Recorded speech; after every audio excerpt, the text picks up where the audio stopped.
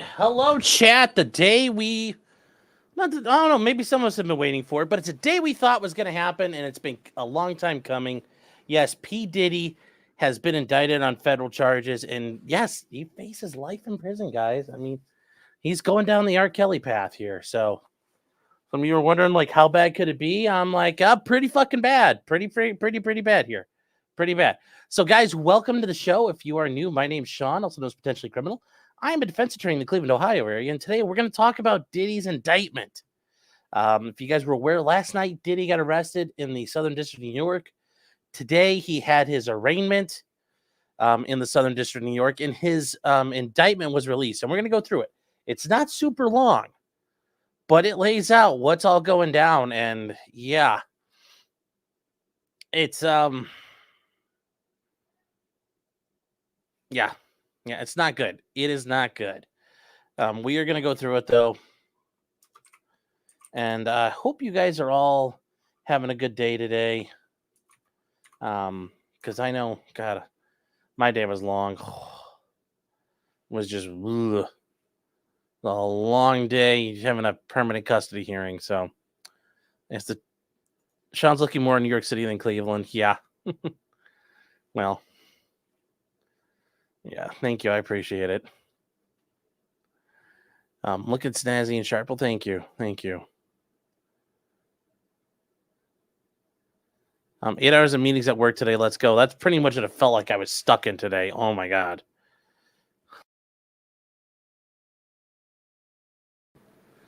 Sean's the kind of guy that gets old timely gangsters off for murder. I wouldn't mind doing that. That pays real well. That pays very, very well.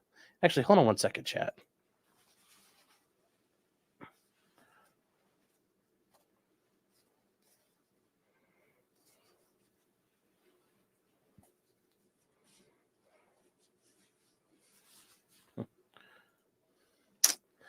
Why does this look so fucking weird?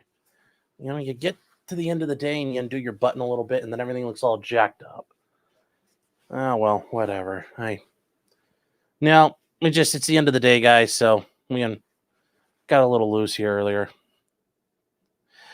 Eaton ass says Sean looks like the lawyer you want when you did it, but they can't quite prove it. Yeah, well, this is a little different here. This is a little different for Diddy. They looks like they can prove a little bit, but there's some interesting things that have happened, especially Diddy's response prior to this indictment. It's really interesting, and we've got some very, very, very good information about it. So we're gonna get another minute or two for people to come in here. Let me see. We've got, where is it? All right, this is gonna be. We got that set up, and then we've got this.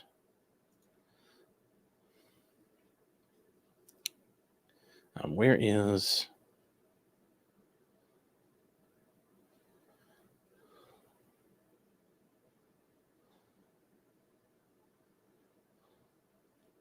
Where is the thing? All right, so here we go, guys. We're gonna get going. And yes, this all starts off going all the way back. And this is just a trip down memory lane. I know we covered this a while ago. But remember, P. Diddy's had a bunch of lawsuits in the past probably year. And we talked about some of these lawsuits because some of them were interesting. We're not talking about we're specifically the one from Lil Rod. Remember, yes, that is the most not manly name for that is not the most popular name or manly name when you're talking about being a rapper and you go by Lil Rod. Well, there is an attorney, there is a guy named Lil Rod, and he sued P. Diddy. And guys, I don't know if you remember, we covered that indictment from Stem to Stern, and it was really, really, really, really cool. As we did it, where the heck is it? Because I know we covered it. I just missed it.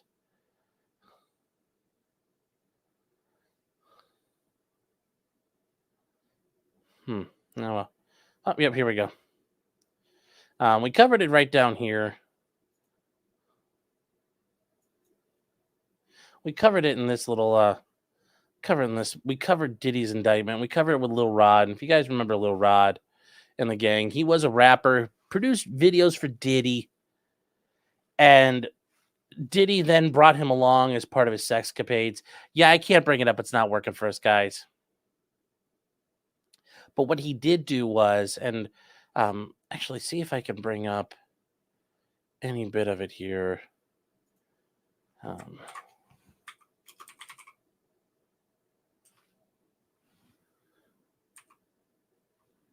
Let me see if this shows up at all.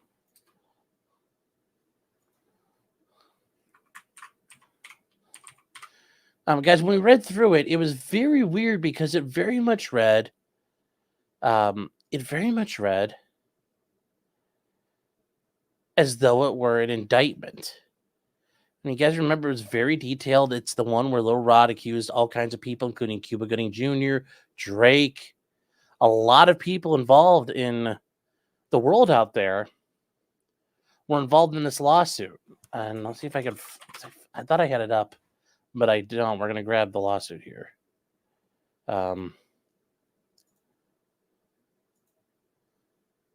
this is the lawsuit we covered. I know we covered this real quick. This is the one where they talked about, and I love how they started off with there's a trigger warning in the lawsuit.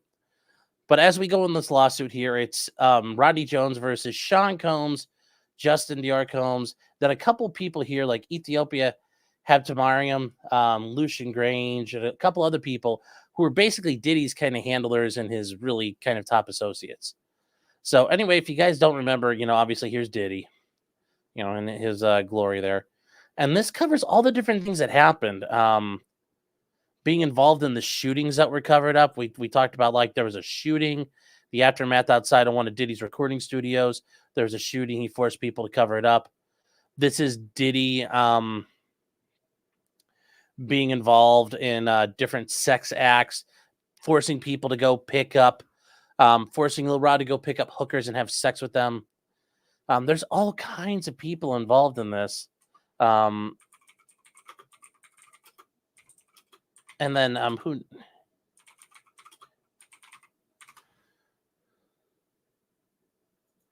you can see the names they refer to people here. Meek Mill is number 5. He's a Philadelphia rapper dating Nicki Minaj. This guy performed the Super Bowl and had a Vegas residency. There are all kinds of people that get their names dropped in here. And these are all the people, like Lil Rod's hanging out with Diddy, and they're hanging out with Young Miami, and they're hanging out with her cousin who sexually assaulted him. And then there's Cuba Gooding Jr. comes out of left field after a while. They force him to go to the strip club and pick people up and pick up these strippers, and then he forced them to have sex with them. These are allegedly Diddy hanging out with underage females. Now you're wondering, this is very well laid out. Yes, because this comes across like an indictment. As this goes on and on and on. And they talk about, look, like here's Diddy and Cuba Gooding Jr. right before Cuba Gooding Jr. assaults Lil Rod. And this goes on and on and on. All this crap that's happening. And like here's Cuba, forcibly touching, like he's got his arm around him, but still. They talk about all the stuff going on. They talk about bringing out like underage chicks and all the stuff that happened here. And they, it just threads everything through. The Diddy's had a very interesting life. Diddy was the producer for Notorious B.I.G. Diddy is suspected of retaliating against Tupac and hiring Keefe D and those guys out in Las Vegas to go assassinate Tupac. Diddy, when he was dating J-Lo, when they were doing their thing, Diddy got a gun charge, and Diddy had J-Lo hide his gun after someone got shot in the club. There's just Diddy has a long and storied history. Diddy has ties with people who have ties to Jeffrey Epstein. And like they're comparing him, these people, and what they do. Diddy had a guy who was his drug runner. Now this guy here, Brendan Paul, he got picked up right after we covered this, and got released, but he was picked up and likely had a ton of drugs on him. He's the guy who gets the drugs and pays for all the drugs. And like I said, guys, this is in the entirety of how this all works out. So with all that being said, Diddy also then got raided. And if you guys don't remember the Diddy raids, the federal government raided his palatial homes in LA and Miami. And it was done by Homeland Security Investigations, HSI. And those are the guys, if you guys ever watched the movie The Sound of Freedom, they are involved in human trafficking is one of the major things they do. And there is multiple shots and video of his home getting raided. They raided his home with the Bearcats, and armed federal agents went in.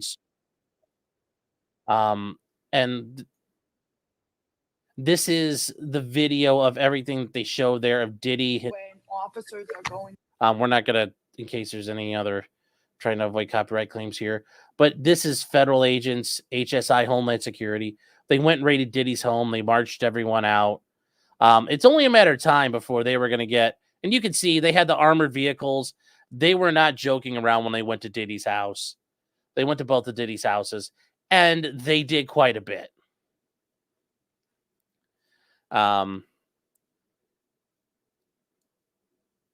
Catalina saying Shine is a Belizean rapper, politician, philanthropist. He's the leader of the opposition in the Belize House of Parliament and the leader of the Belize Democratic. Oh, cool. Cool. Did it not work? Did it not come over? All right. Well, damn it. All right. That's all right. Well, here, we'll put it back up. Hold on, chat. Hold on. I got you. I got you. I got you.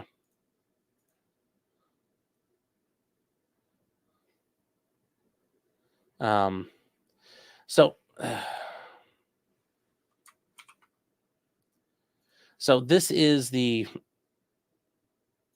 talking about the raid here that Diddy suffered. These are the HSI guys, Homeland Security Investigations, when they frog marched everybody outside and handcuffed them all, including Diddy's kids. Remember, Diddy's kids are adults, and they showed up with everything. They showed up with the Bearcats and the armored vehicles. They were dressed up and ready to go. Did they confiscate his jet? No, we're going to get to all that. We're going to get to all that. Tenoch says, what is HSI? It's the Department of Homeland Security Investigations, also known as HSI. HSI is what they're called. They are in charge of doing investigations through the Department of Homeland Security. They are the armed agents in the Department of Homeland Security. They do a lot of stuff.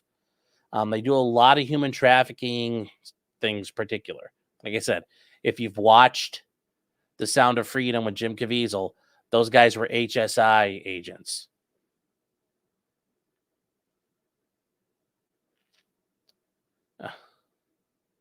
So, with that being said, Diddy got indicted, and here we go. Here we go. And we got enough things going on here. And it was a matter of time, but it's been a couple of months, surprisingly. And here is the indictment. Here is the indictment. It's out of the Southern District of New York. Once again, the SDNY, which has its tentacles in everything. They go after everybody for everything. And it's sometimes a little concerning the amount of reach they think they have at times. So anyways, it's the United States of America versus Sean Combs, a.k.a. Puff Daddy, P. Diddy, Diddy, PD, and Love. This was a sealed indictment. So as count one, a racketeering conspiracy. And this is the overview, but it explains the conspiracy for everybody. So for decades, Diddy abused, threatened, and coerced women and others around him to fulfill his sexual desires, protect his reputation, and conceal his conduct. To do so, Diddy relied on employees, resources, and influence of the multifaceted business empire that he led and controlled, creating a criminal enterprise whose members and associates engaged in and attempted to engage in, among other crimes, sex trafficking, forced labor, kidnapping, arson, bribery, and obstruction of justice. So yes, those are predicate offenses for racketeering. If you're trying to find for RICO, those are predicate offenses. Those are predicate offenses there, guys.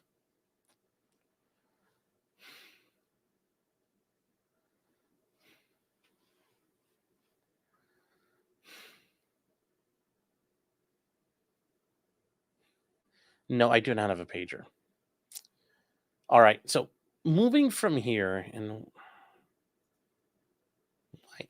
on, chat. This is not working here.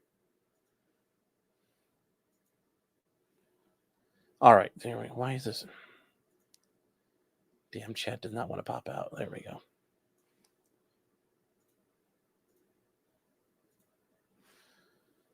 All right, so getting back to this. And they talk about Diddy operate his business headquartered at various times in Manhattan and Los Angeles under a variety of United States-based corporate entities, including Bad Boy Entertainment, Combs Enterprises, and Combs Global, collectively the Combs Business. Corporate entities in the Combs business included, among other things, record labels, a recording studio, an apparel line, an alcoholic spirits business, a marketing agency, and a television network and media company. At all times relevant to this indictment, Diddy, the defendant, engaged in a persistent and pervasive pattern of abuse towards women and other individuals. That means also Lil Rod, because he abused men. This abuse was at times verbal, emotional, physical, and sexual. As part of his pattern of abuse, Diddy manipulated women to participate in highly orchestrated performances of sexual activity with male commercial sex workers. At times, Combs and others acting at his discretion made arrangements for women and other sex workers to fly to Combs' location. Now, here's the issue. Flying to Combs' location. Now, it's not saying they kidnapped anybody, and that's not what's being alleged right there. But they're saying he brought people somewhere for the purpose of sex. Well, that's a problem.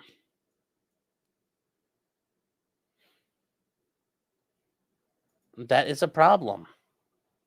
And we talked about this before. We talked about this with talked about this with R. Kelly.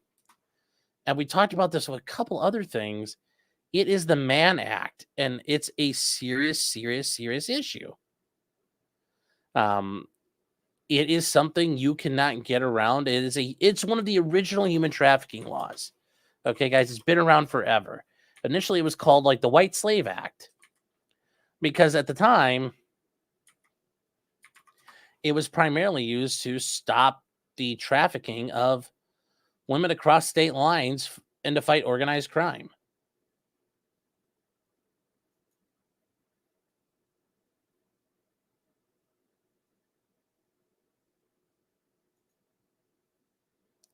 And it's been around forever. In fact, you guys remember Jack Johnson, the famous boxer, was illegally charged with it, wrongfully charged with it, because he had a white woman that was his mistress, and he was going across state lines, and they were having sex. Well, they claimed she was a prostitute and convicted him.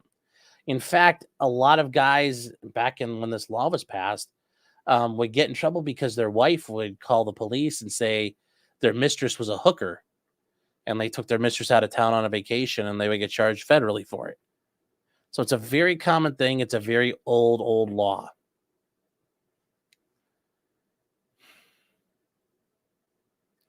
So he also ensured participation from the women, among other things, obtaining and distributing narcotics to them, controlling their careers, leveraging his financial support, threatening to cut off the same, and using intimidation and violence. Now, also remember, leveraging his financial support and threatening to cut it off. Diddy did that to Lil Rod. Remember, he drug him along for so long, Lil Rod had to beg Diddy to get paid. And when Diddy screwed around and drug things out, Lil Rod's like, fine, I'll settle for $50,000, what you owe me. And that's all it takes, just little bits of money. And they keep going, though. Diddy was recurrent and widely known. On numerous occasions, from at least around 2009 and continuing for years, Diddy assaulted women by, among other things, striking, punching, dragging, throwing objects, and kicking them. These assaults were at times witnessed by others, including one instance at an LA hotel on or in about March 2016. And we've seen this video before. This is the famous video of Diddy in the hallway with Cassie Ventura. And if you guys have never seen this hotel footage, it's a little rough. It's a little rough watching what he does. It's a little rough watching what he does there, because Guys have never seen this. This is what Diddy did. Diddy did too, and there's no question about it. He's admitted he did do it. Here you go. This is Cassie leaving. See him come running down the hall. He's like, I think there's a spider in your hair. Oh, he's like, the spider's on your back. I'm getting it off you. He's like, wake up. That spider's on the floor. We got to get you out of here. And there he goes, just dragging her down the hall. Like a complete, she doesn't want to go. And she keeps doing that to him. Yeah, so Diddy is not a nice man, ladies and gentlemen. Not a nice man at all.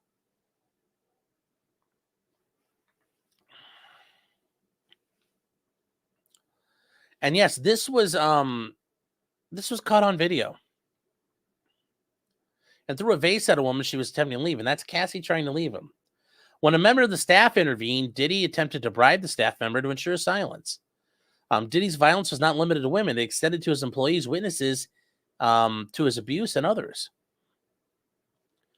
So Diddy used the Combs enterprise to include certain employees to carry out, facilitate, and cover up his abuse of commercial sex.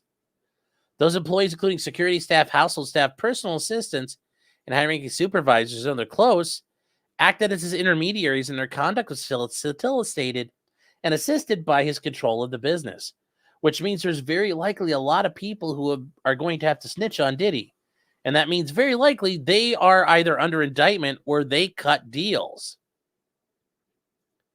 We're not really sure which one it is, but I'm assuming a lot of those people who are, probably some white bread middle managing executives named Karen and Steve are going to turn on Diddy to avoid being charged federally. They talk about from about 2008 to the filing of this indictment. They were members of an organization known as the Combs Enterprise or the Enterprise.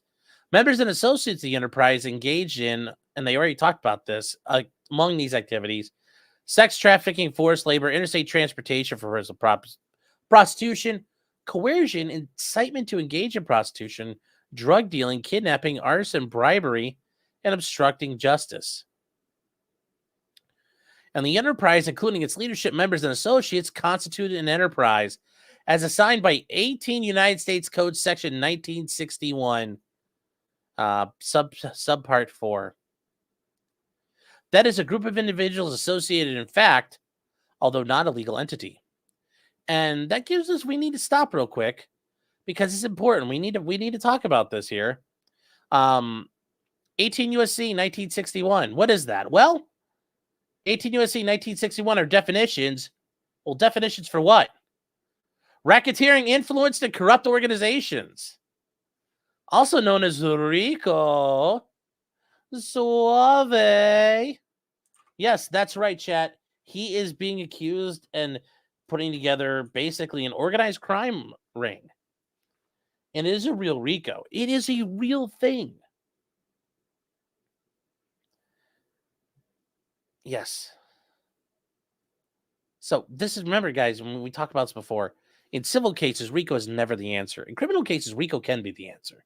And unlike in Georgia, where Young Thug is facing RICO, this is federal RICO, where it's actually laid out and makes a lot of sense, and it's properly done. So it's not as simple as just, two people were together. No, the feds are going to lay this out. And like I said, guys, Diddy's presumed innocent, and we'll get to some things here that are a little weird considering what he's facing. We're going to get to these because it is a little weird. It's a little weird.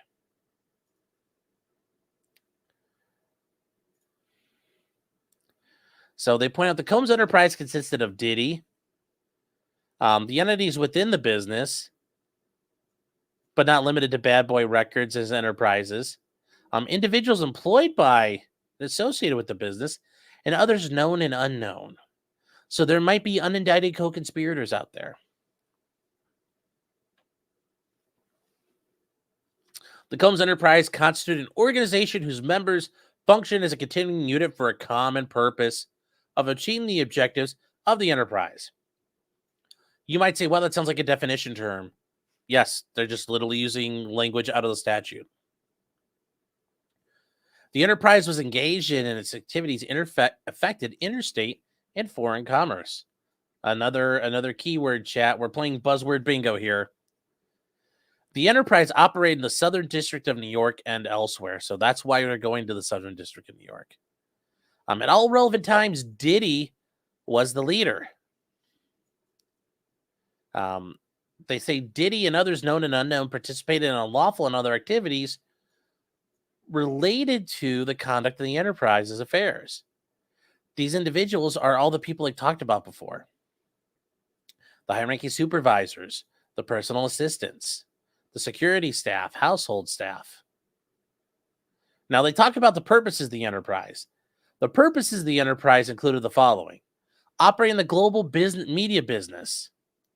They talk about the lifestyle, the record labels, the recording studio, apparel line, marketing his vodka, his television network and media company, but also preserving, protecting, promoting, and enhancing the power, reputation, and brand of Diddy as a musician, entrepreneur, and figure in the entertainment industry.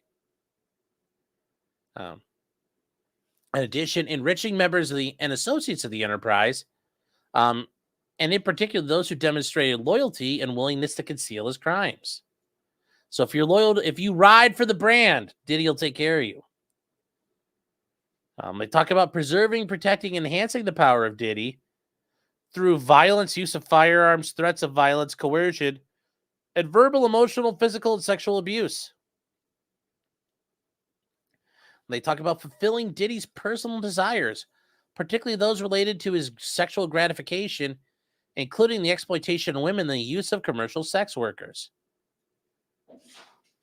They talk about allowing Diddy and other members to engage in unlawful acts of violence, including sexual violence, sex trafficking, forced labor, interstate transportation for purpose of prostitution, coercion, enticement to engage in prostitution, drug dealing, and other crimes concealing the commission of such acts.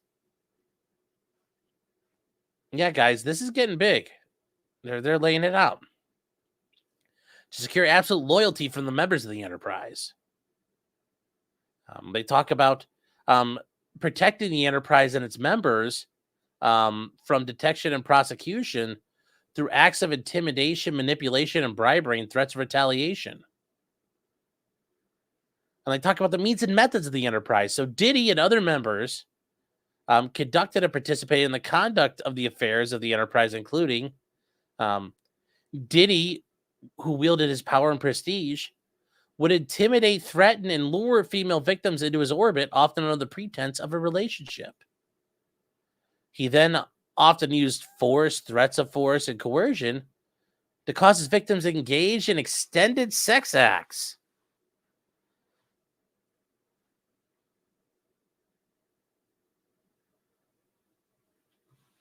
I mean, is it better to be an extended sex act or like a short sex act?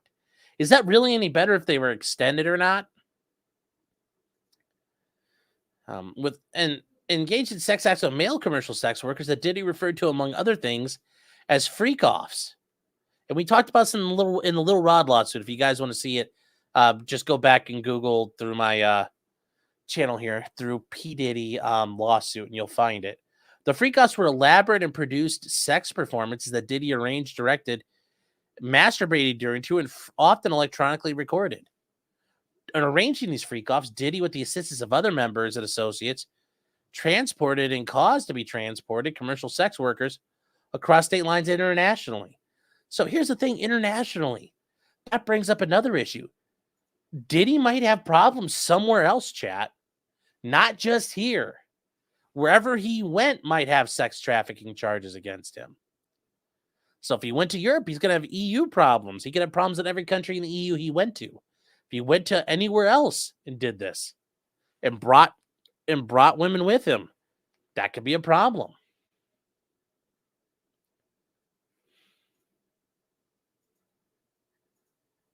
Now, these freak-offs occurred regularly, sometimes lasted multiple days, and often involved multiple commercial sex workers. During the freak-offs, Combs distributed a variety of controlled substances to his victims in part to keep them obedient and compliant.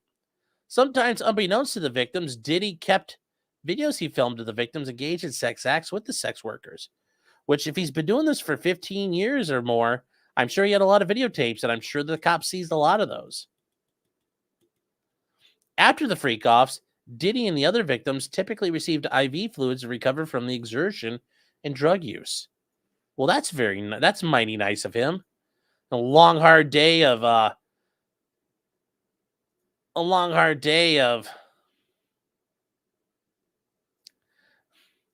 going out and having to do all kinds of sex work for Diddy, and you get an IV at the end of the day. Heck of a guy, making sure you're hydrated. Now, they point out the members of the enterprise, including all these underlings, facilitated freak-offs by booking hotel rooms for the freak-offs, stocking the hotel rooms in advance with the required supplies,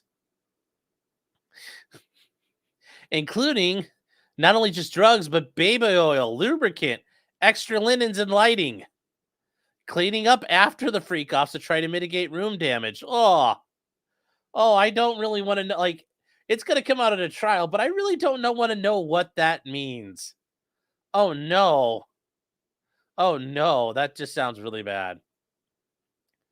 Arranging travel for victims and the commercial sex workers, and Combs to and from freak-offs, resupplying Diddy with requested supplies, delivering large sums of cash to Diddy to pay the sex workers, and scheduling the delivery of IV fluids. In or about March 2024, during the searches of his homes in Miami, Florida, and Los Angeles, law enforcement seized various freak-off supplies, including narcotics and more than 1,000 bottles of baby oil and lubricant. Is this meant to be like trophies for Diddy? That's the one thing I'm thinking. Like, were these just trophies? Or was it like he's got like a little, that's the armory. You walk in, Diddy's like, it's time to get, load up, boys. And he flicks on the lights. It's like, ka-chunk, ka-chunk, ka-chunk. The lights come on. It's just like racks of baby oil and like racks of dildos and racks of like spare sheets and like racks of Baldos. It's like the Matrix. It's like, I need guns, lots of guns. And that's a lot of lube, guys. That's a lot of lube. It's a lot of lube. 1,000 bottles. And notice, they didn't just, I doubt they picked that number out of thin air.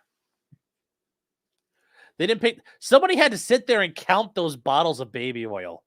Imagine you're like one of the brand new FBI agents, your first day on the job, or the brand new federal agent, your first day. Hey, what am I helping out with? And you're strapping on your body armor and your helmet. And they're like, no. You're going to count all this lube and tell us how much is there. You know how much the bottles are slipping out of your hands as you're counting. It's like, just not good. Not good.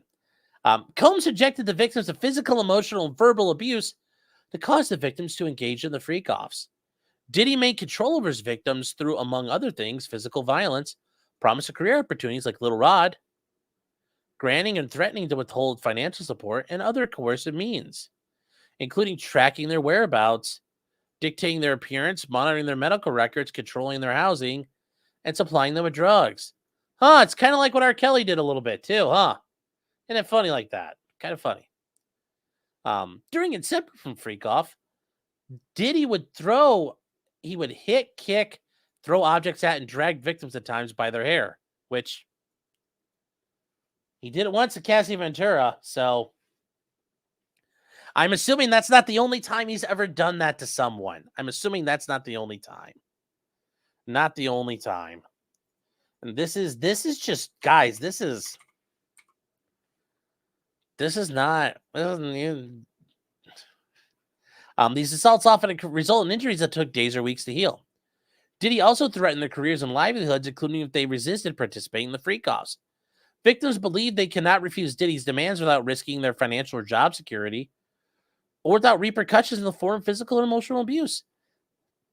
And let's be real, if you oppose Diddy, I'm sure he'd make sure you never get a job again. Especially with, all the potbelly goblins and interdimensional psychic vampires and cannibals that eat little children and pedophiles that run Hollywood. I'm sure that's, to quote Alex Jones, I'm sure that they would listen to him. So Diddy also used the sensitive, embarrassing, and incriminating recordings he made as collateral to ensure the continued obedience and silence of the victims. Although, to be fair, at the end of the day, wouldn't it be cool, like, if you release it, like, yeah, check it out, man, I got railed by Diddy.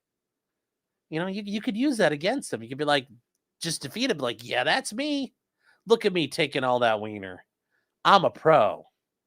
Or if you have to be the guy who's like screwing Diddy, you'd be like, yeah, that's me. Balls deep in Diddy. Use it against him. That said, they point out members of the enterprise, including Diddy himself and his security personnel, carried firearms, which is not a surprise. More than one occasion, Diddy himself carried or brandished firearms to intimidate and threaten others, including victims of and witnesses to his abuse. On or about March 24th, searches of his home seized firearms and ammunition, including 3 AR-15s with defaced serial numbers, as well as a drum magazine. We'll get to that, guys. That's another thing here. Members and associates of Diddy's enterprise helped control over the victims by following his directions regarding financial payments, advancing or suppressing opportunities, and acquiring the drugs Diddy used to keep them compliant. Because once you get them hooked, they'll do what you want to get another taste. Members and associates of the enterprise at times witnesses Diddy's violence toward others or the victim's injuries caused by Diddy without intervening.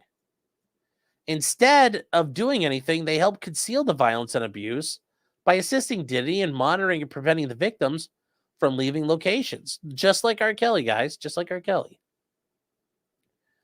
These instances included when a victim was required to remain in hiding, sometimes for several days at a time, to recover from injuries without being observed. Because, yes, if you left Diddy's house all beat up, people would notice. So you're on quarantine until you no longer are bruised. They also assisted Diddy in locating and contacting victims who attempted to flee. Just like R. Kelly, man. It's like they use the same playbook. It's like they were bros. They kind of were. Just saying. When the employees or witness to the abuse or others threatened Diddy's authority or reputation, Diddy and the members of his enterprise engaged in acts of violence, threats of violence, or financial harm and verbal abuse. These acts of violence included kidnapping and arson. In addition, on multiple occasions, Diddy threw objects and people, as well as hit, dragged, choked, and shoved others. So they're saying Diddy threw both objects and people. So he's throwing people? I guess he's getting his judo on. When Diddy's authority or reputation was threatened by the possibility of negative publicity or legal law enforcement action against him, including in or about late 2023, Diddy and members and his associates of the enterprise pressured witnesses and victims, including through attempted bribery, to stay silent and not report what they knew to law enforcement.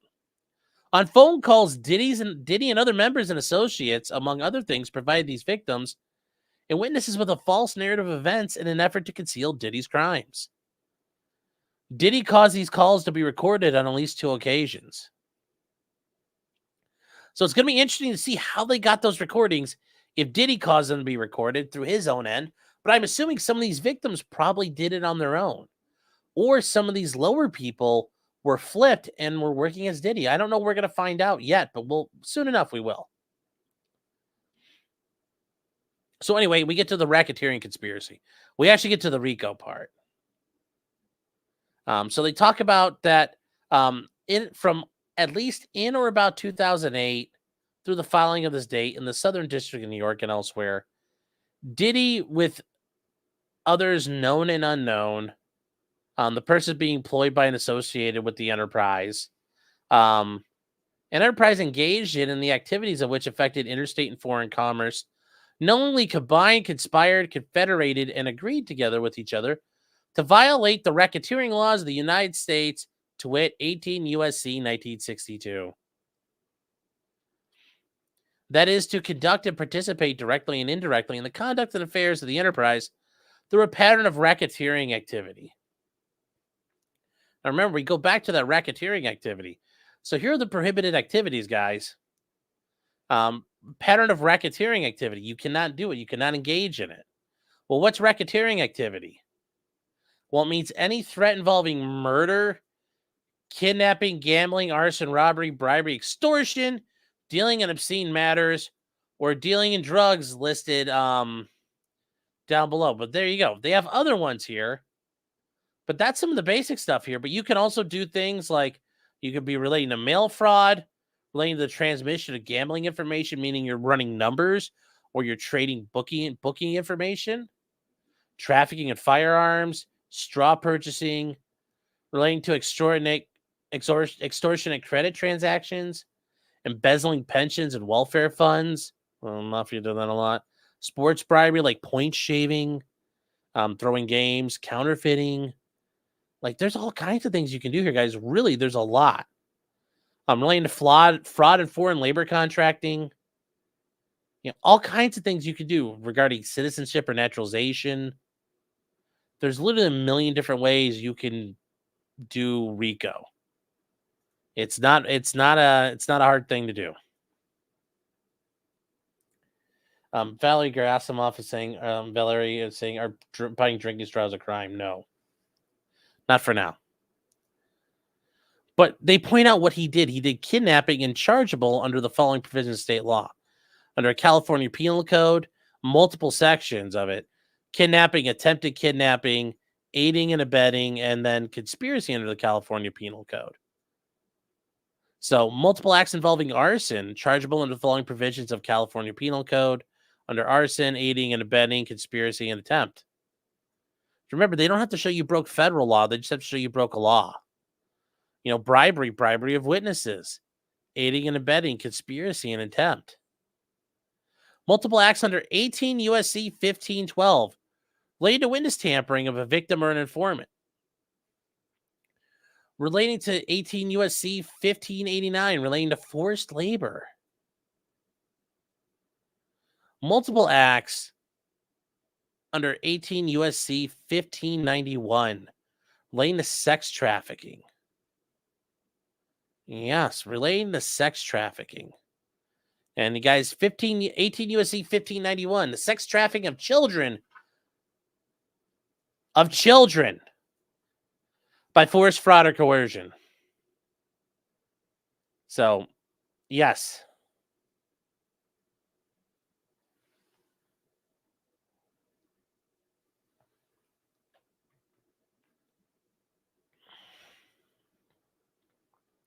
So, they talk about whoever knowingly in or affecting interstate or foreign commerce within the special maritime and territorial jurisdiction of the United States recruits, entices, harbors, transports, provides, obtains, advertises, maintains, or patronizes, or solicits by any means a person, or they talk about benefiting and receiving anything of value which they've engaged in the act above. They talk about the fraud or coercion with any commercial sex acts, or that the person has not attained the age of 18 years. Okay, well, what's the punishment? Well, it depends. If the person had involved that was solicited or enticed has not attained the age of 14 years at the time, any term of not less than 15 years or for life. So there's two options. If they're under 14, 15 years or life. And remember, the Little Rod lawsuit, guys, they talk about Diddy having underage hookers. Underage girls were coming to his parties and stuff, guys. That was the thing. If we go back to this, Diddy's with an underage female. And they brought underage girls to his parties. So we're getting to what the actual crimes are. This is getting real serious. 15 to life, chat. Like, we're getting deep in this. We're getting deep in this. Multiple acts under 18 USC sections 2421 and 2422 relating to the transportation inducement for travel purposes of prostitution and other legal sex activities. That's the Mann Act, chat. No, I know you think the Mann Act sounds like a band, but it's not. It is not. It is transportation for illegal sexual activity and related crimes. And they talk about the coercion and enticement. So whoever knowingly persuades or induces, entices anybody to engage in prostitution or any sexual activity for which any person can be charged with a criminal offense. And remember, with R. Kelly, there's a wide range of things you can do. That's a very broad part of the statute. Or attempts to do so shall be fined under this title or prison for not more than 20 years. Okay. Well, so he's looking at possibly 20 years on some of these things. Or if you talk about using the mail or any facility or means of interstate or foreign commerce, which the wires are interstate and foreign commerce. So here you go, your cell phones, emails, whatever. You coerce or entice any individual who has not reached the age of 18 years to engage in prostitution or any sexual activity for which a person can be charged with a crime. Or attempts to do so shall be fined under this title and not imprisoned for not less than 10 years or for life. Or for life. And here's something to think about, chat. Sexual activity for which any person can be charged with doesn't require interpersonal physical contact and includes the production of child pornography, which, remember, if any of these people are under the age of 18, you take, click, guess what? That's child pornography. 10 years or life. Well, this racks up real fast. This is racking up real fast on him, Chad, isn't it? This isn't exactly where Diddy wanted to be right now.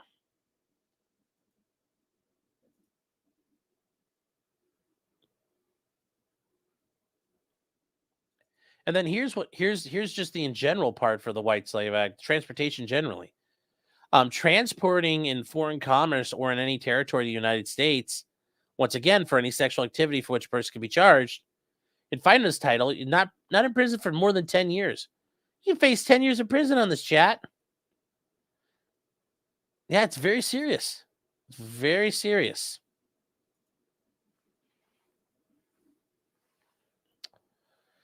So they talk about multiple offenses involving the possession with the intent to distribute or distribution of narcotics and controlled substances, including cocaine, oxycodone, Xanax,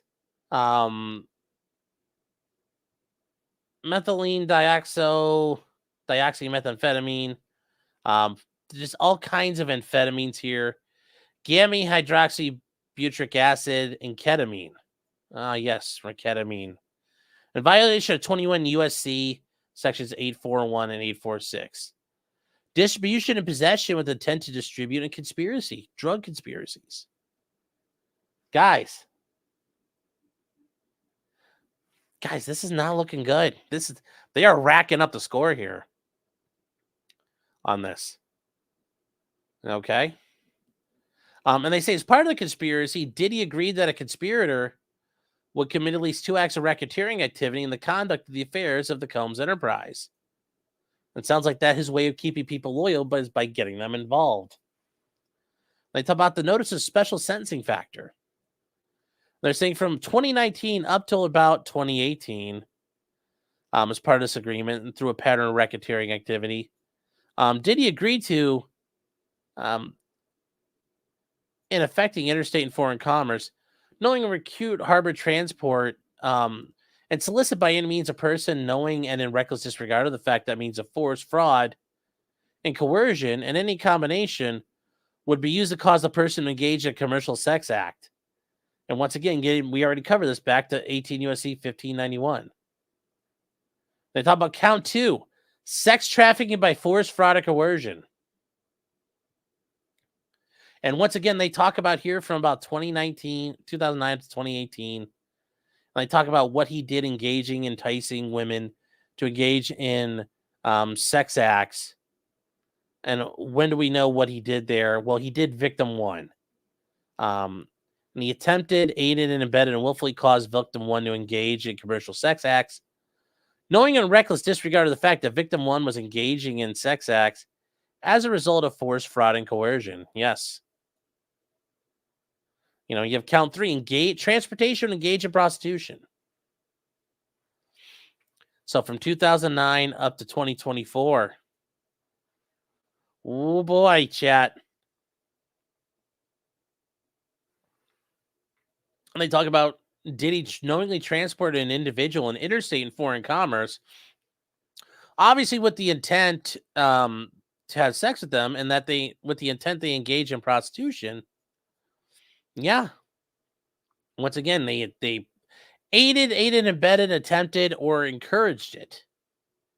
And here you go. Here's a Mann Act violation.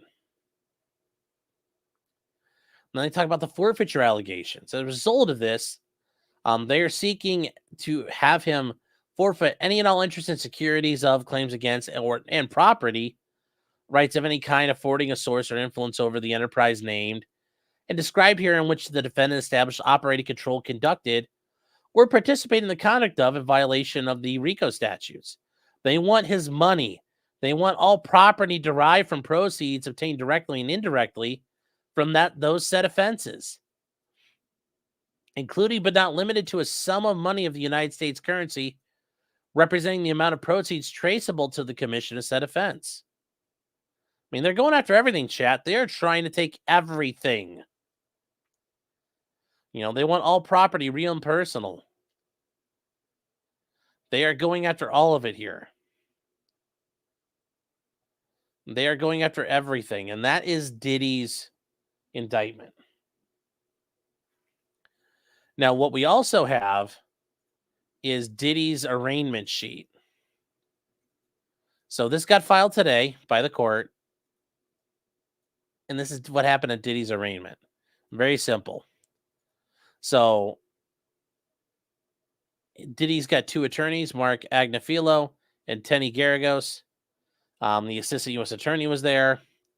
His attorneys are retained. Diddy was arrested last night at 8:30, and today at 2:30 was the presentment.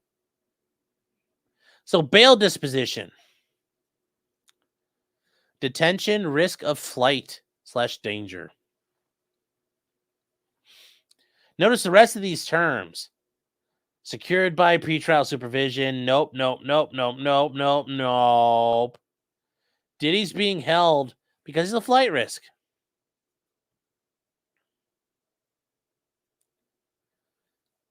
So we're gonna get to what's going on here with Diddy. What might his things be?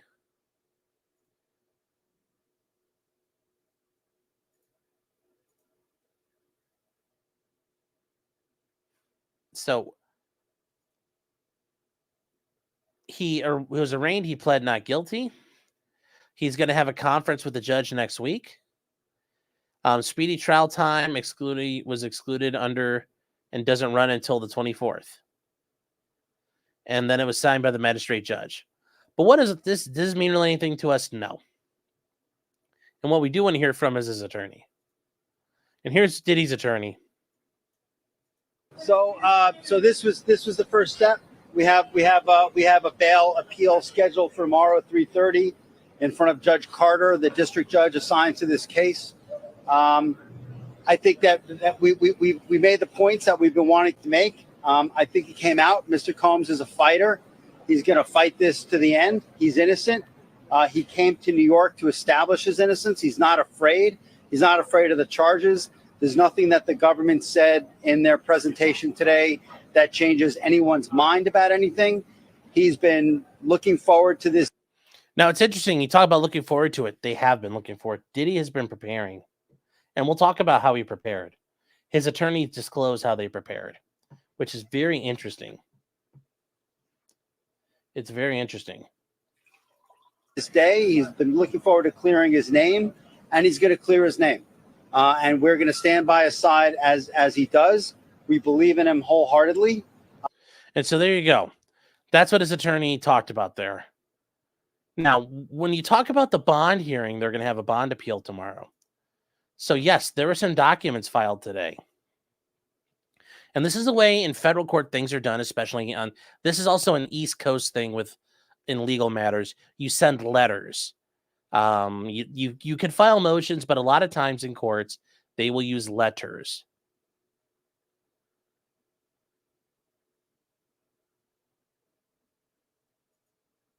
So this is the federal government explaining why, and this is, they're saying that he should, this is because they're saying, look, we know Diddy's going to ask for stuff, and this is in support of the government's request for the defendant's detention pending trial. So they're asking for Diddy to be detained. They point out, they believe there's no condition or combination of bail conditions. They'll reasonably assure his appearance. They believe that if he released, he remains a serious flight risk despite the conditions offered by his counsel. Which, that's interesting. It's like, it doesn't matter what you do, we still believe you're going to run away. So they're also worried he's going to risk obstructing justice, meaning he will go out and screw with cases they've got going, which I don't think can be shown. But anyways, this is not the interesting part. The interesting part from this is what his attorneys did. All right. Now, actually, the one thing I do want to show, if you guys were wondering, they do cover the firearms that Diddy was involved in. They talk about the AR-15s. And this part here, yes, in chat, really, whatever you do, when you buy a gun, do not take a Dremel. I mean, if you're going to grind out the serial number, because that's the serial number right there. Someone took like a Dremel or an angle grinder and went right into it. If you're going to do that, you might as well just drill all the way through it and remove the holes entirely. Remove the piece of metal entirely. But yeah, don't do stuff like that. That's a federal crime. It's a crime in many states. It makes you look like a bad guy. But oh no, look, they have bullets in the magazines. Oh, and oh no, he had a drum magazine from Magpul. Which, he had a drum magazine with green tips. Diddy was rich, man. Diddy could afford the good stuff like fancy pants. Now, why is this all important? Because it's what Diddy and his attorney have done. And this is very surprising. And I want to read through this because I am surprised that they were able to do all this. And then it's weird the way he was arrested. So this is to the judge, Judge Charnovsky. And they submitted this today. And they submit this letter to the court for release on certain specified conditions. And what are those conditions?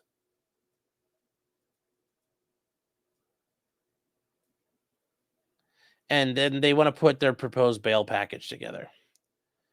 This letter will walk the court through a series of actions taken by Diddy over the past 6 months to prove he's not a risk of flight or a danger to anyone in the community. These actions show that Diddy is eminently trustworthy and he's demonstrably committed to showing his innocence in court in the context of this case.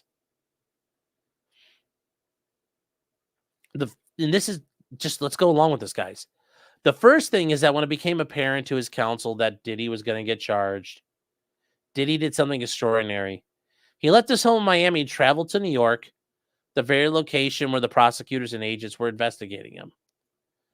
Through counsel, Diddy told the government he had voluntarily come to New York, offered to tell them specifically where he was, and said, "I will turn myself in at the appropriate time when you tell me."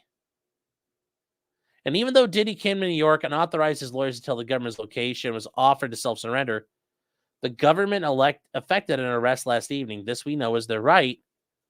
Although this is a very good point. However, he traveled to them to surrender is something that should be considered. This isn't his first action. It's part of a pattern since even before March 25th, when the searches occurred. Diddy and his counsel have been fully aware the U.S. Attorney for the Southern District of New York has been conducting an investigation involving allegations of racketeering and sex trafficking. Knowing for these many months he would be indicted, Diddy has done everything to work with the prosecutors in ways that are unusual, if not unprecedented. And yes, reading this, there's some unprecedented stuff. In light of these circumstances, he can rebut the presumption of detention here. Due to his extraordinary actions in this investigation, Diddy should be released on these following conditions. A $50 million bond, co-signed by Diddy, his mother, and his sister, the mother of his oldest daughter, and his 3 adult sons. This is secured by equity in his homes located in Miami. And it talks about the home in Miami appraised at $48 million. They say the home is unencumbered. And they say in anticipation of his bail hearing, Diddy in August paid off the remaining mortgage of about $18 million so his home could be used to secure a bond to be free of a mortgage. And I've mentioned this before, chat. You can secure a house. You can use it for bond. It's got to be free and clear. Because if you default and you run away, well, then the court the court's going to seize your bond. They seize the house. But if the house is encumbered by a mortgage, meaning it's attached to it already, it's about priority. So the first party to have attached and perfected their attachment, and this is all secure transactions, Article 9 of the Uniform Commercial Code. They're known as a holder in due course. They're priority parties. They get the first crack at the security. So the mortgage company is going to go, whoa, time out. We're first. You're not. It's our house right now. Our money's tied up. So the courts don't mess with that. You need a house free and clear.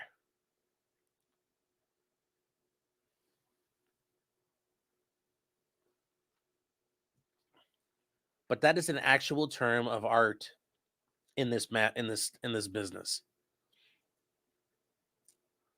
They also secured it with the equity of his mom's house located 450 Alton Road in Miami, Florida, which is probably a nice enough house.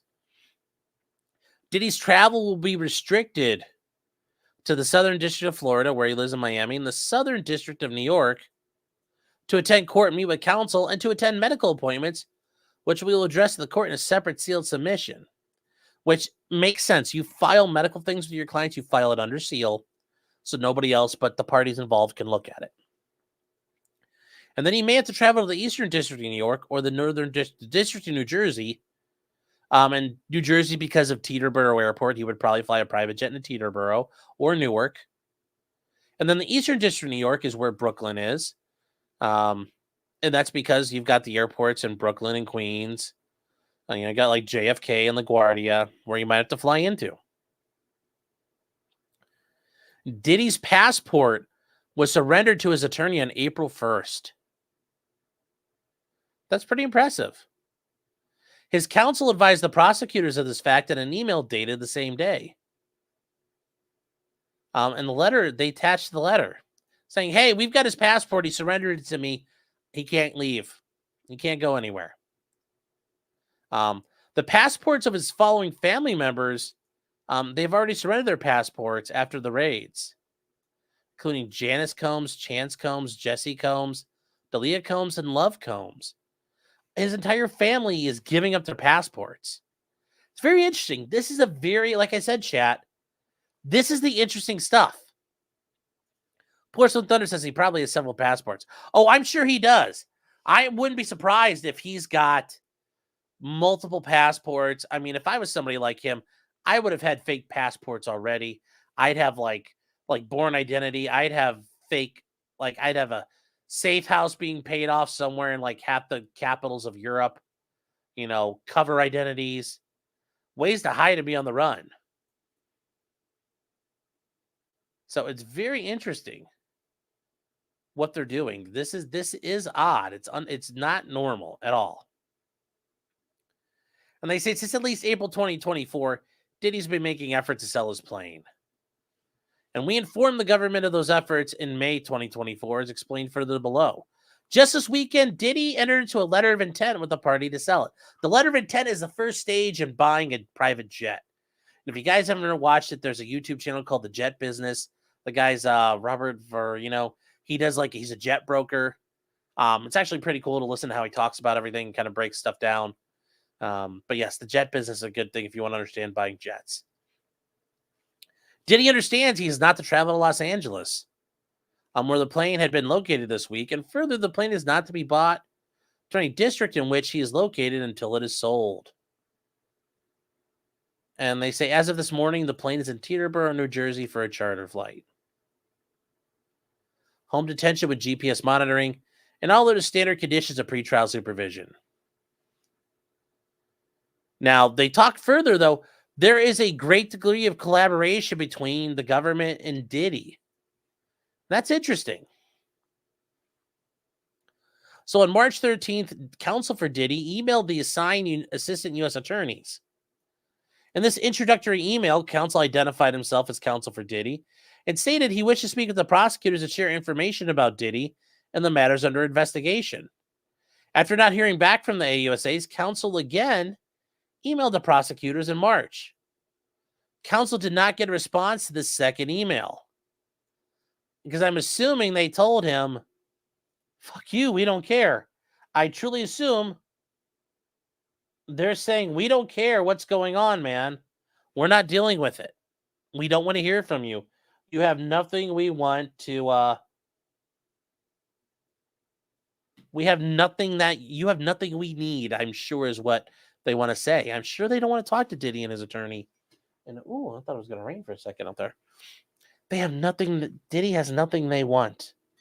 Diddy has nothing they want.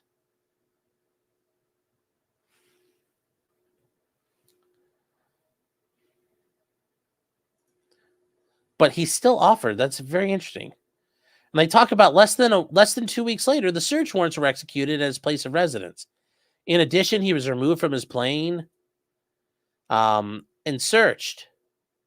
The searches of the residence were unusually public and particularly heavy-handed. Yes, it was all about sending a message about the federal government flexing.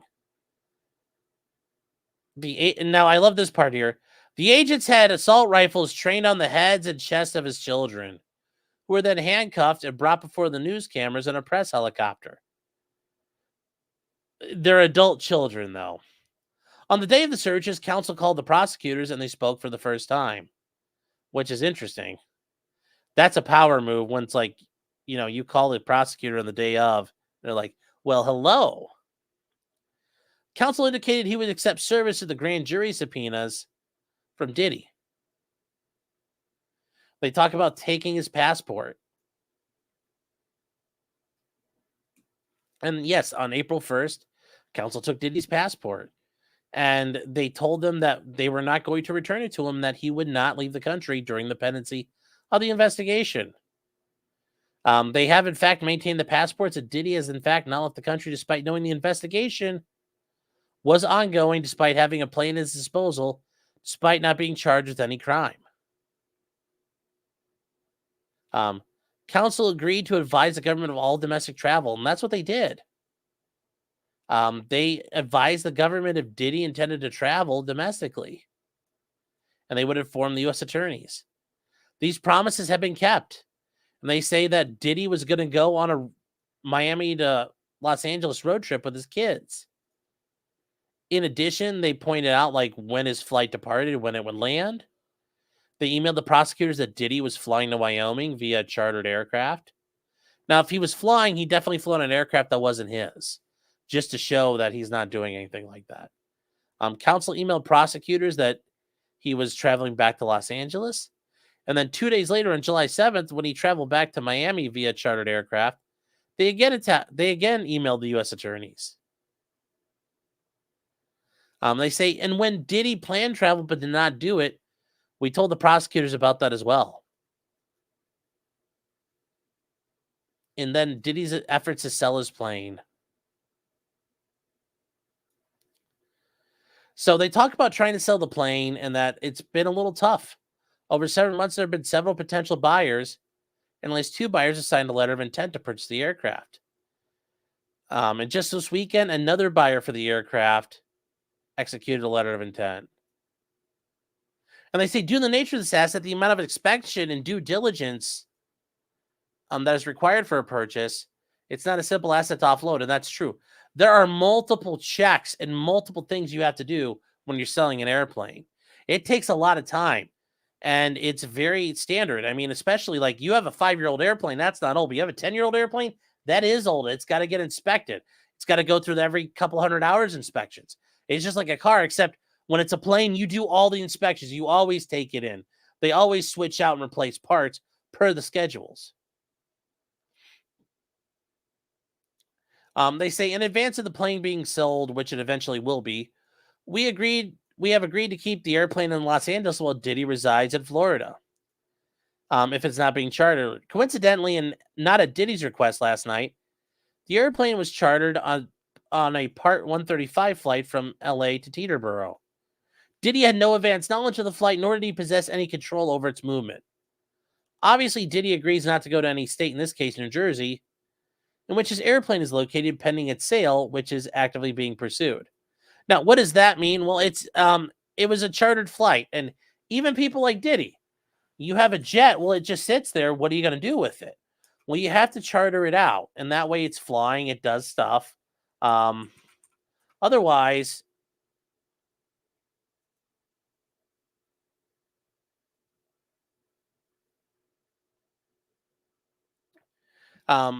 you can make some money for your plane. Otherwise, you just sit there and you lose money all the time. They point out Diddy voluntarily relocated to New York. Yep, and on September 5th, Diddy arrived in New York City, and counsel immediately told the government where he was. Counsel offered to continually share his location. They say since arriving in New York on September 5th, Diddy's been staying at the Park Hyatt in New York. Due to bookings made at the Park Hyatt prior to the reservation after the day, he would no longer be able to stay at the Park Hyatt. Accordingly, Diddy had a reservation to stay at the Carlisle Hotel starting today. Well, bailing on that's probably going to trigger an issue. And they say since Diddy relocated in New York early this month, counsel has been looking for a 1-month rental for Diddy inside New York City. Despite persistence, it has been challenging to find a rental for many reasons, including because of the numerous events in New York City in September, the U.S. Open, Fashion Week, and the UN Summit. And they also talk about some landlords' discomfort with having Diddy as a tenant given the investigation. Yeah. Well, they don't want people like stoning them and egging them on top of it. And they say last night counsel had scheduled a viewing of a potential apartment. However, because of the arrest, they couldn't go view it. It's like, aw. Yes.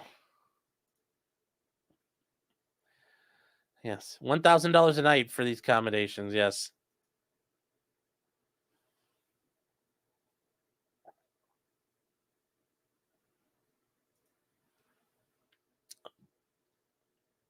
So it keeps going, chat. It keeps going here.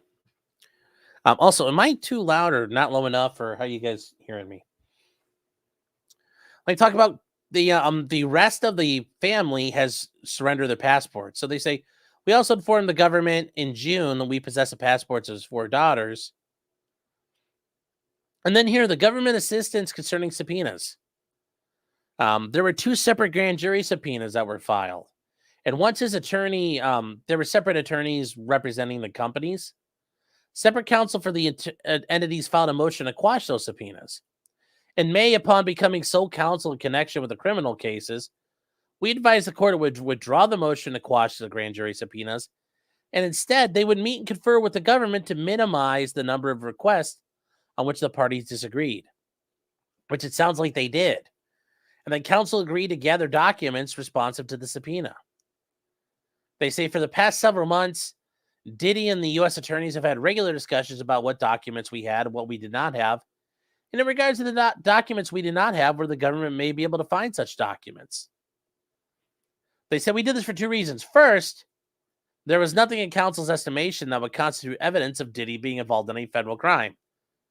We'll see. Second, he wanted to be appropriately helpful to the government in its investigation. And to that end, Diddy has produced over 144,000 pages of documents to the SDNY.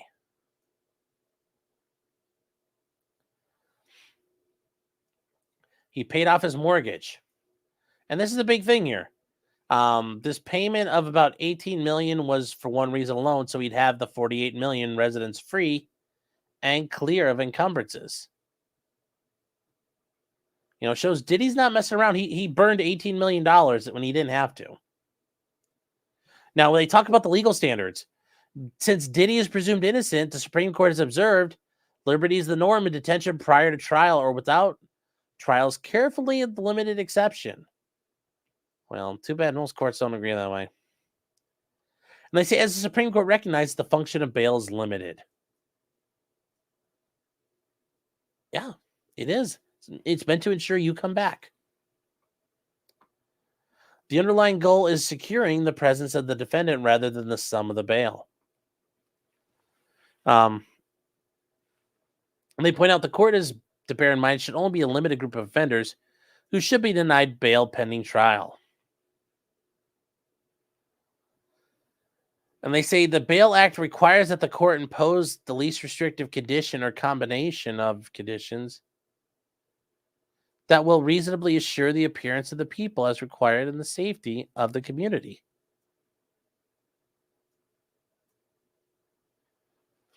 And they talk about the presumption of detention in sex trafficking cases, and there's a presumption of detention. This presumption is rebuttable, meaning they can beat it. And they keep going through here. They talk about the sentencing factors.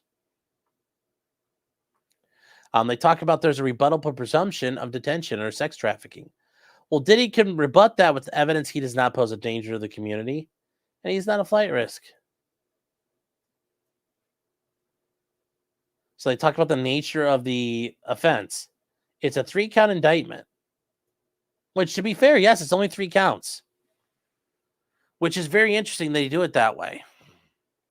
Yes, but count 1 is the RICO. And under that, he's charged with any number of these offenses. Just and they talk about the 2nd count, charges Diddy with sex trafficking by force in violation of 18 U.S.C. 1591.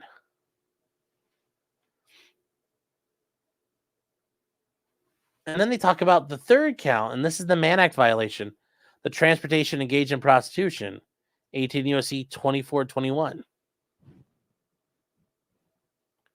They also talk about the forfeiture allegations. And then they get to, and here's the funny thing, chat. This was stuck here. This is, Katie, somebody left a note in their thing, which is funny. This note is stuck here on the page. This reads awkwardly to me, and I'm not quite sure what it's going for. I'm sure this attorney was involved in prepping things and rereading through stuff. It's very funny to see that person now leaving their little comments stuck to the PDF. Somebody forgot to sanitize their things. So they point out that Diddy's characteristics are best demonstrated by the ways he responded to this investigation. Yeah, but remember, his history is kind of got some rough spots. He has never run from a challenge. No, this one he probably should have. He will not run from this one. Instead, he takes them head on. He moves toward them confidently and with the assurance that right is on his side. These are not merely wounds on his lawyer, rather the actions of Diddy over the last several months to prove this. Diddy, a man for America.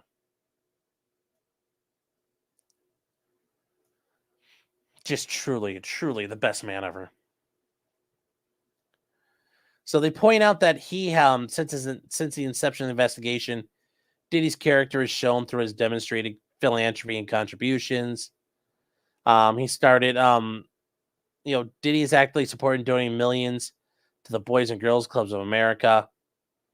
He's also supported organizations including the National Foundation for Teaching Entrepreneurship, further emphasizing his dedication to creating futures for young entrepreneurs.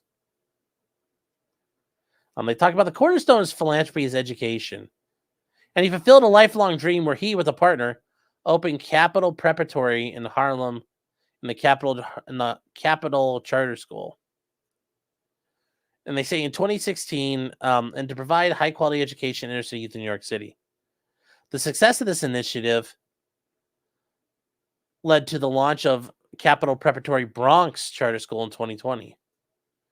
With Diddy donating over $1 million to support the development. And the schools are part of a broader commitment to which he's trying to increase contributions to historically black colleges and universities, such as a $2 million to Howard and then $1 million to Jackson State University. Diddy's been also proactive in health and disaster relief. He raised over $2 million for New York City schools, hosting a viral dance-a-thon that raised more than $4 million for the COVID pandemic. Okay, yeah. Particularly in voting in election years, Diddy's contribution to mobilize young voters with the "Vote or Die" slogan. Yeah, if you guys remember that, if you can't vote, you're gonna die.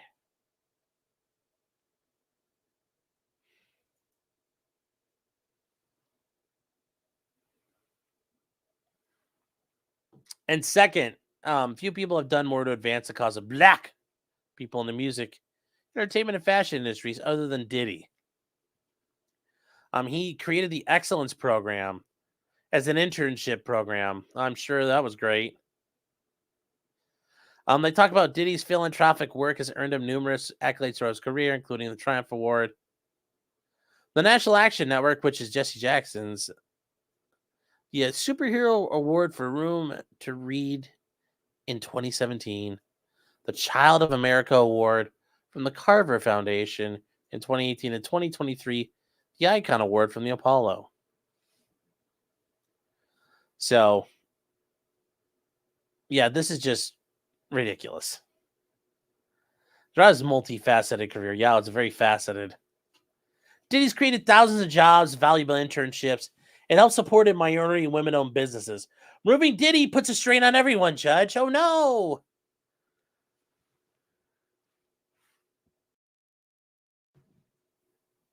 Now, they talk about the proposed bail package. And this is going back to, this is all just, in light of proposed conditions, Diddy's already taken the steps regarding the investigation. And his lifetime commitment to live up to any challenge he's ever faced. He talks about Diddy never evading challenges in his life, which I'm sure, but they talk about a bail hearing is not the time to defend the merits of a criminal case. It is relevant to bail that the defendant has made a clear commitment to defend the eminently defensible case. This is such a case. They say, finally, several courts in this district have recognized that the conditions at the Metropolitan Detention Center in Brooklyn are not fit for pretrial detention. They say just earlier this summer, an inmate was murdered. And they say at least 4 inmates have died directly by suicide there in the past 3 years.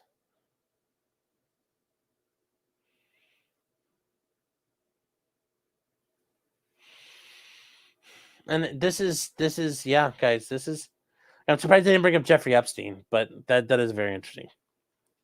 And once again, here's another note from it's missing a date.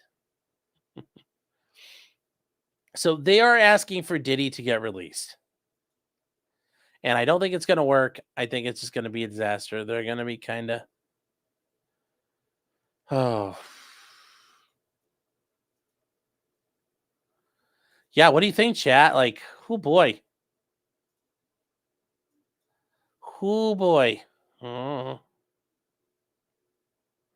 I mean, I just don't know what's going to happen here. Because this is the interesting stuff. He did all this stuff here. He did it. It's very interesting. Yeah. I mean, yes, there's a lot here, but he did so much. He showed up, defended himself like that. He surrendered his airplane, all that other crap. I mean, that's a little bit neat to see that happen. I mean, it is. It's very interesting. Yes, now here's Wonderwall. And then we got some comments here to catch up on, guys. Authimer for $10, thank you, was saying, man goes to a freak off and gets diddied. And you think that of me? No! I'm the one with thousands of bottles of baby lube and ditties. It's like, yes, you think I'm the one who got diddled? No, I'm the one who diddles back. Eric Rodriguez for $2 says, does a tattoo on a woman count as a watermark? Yes.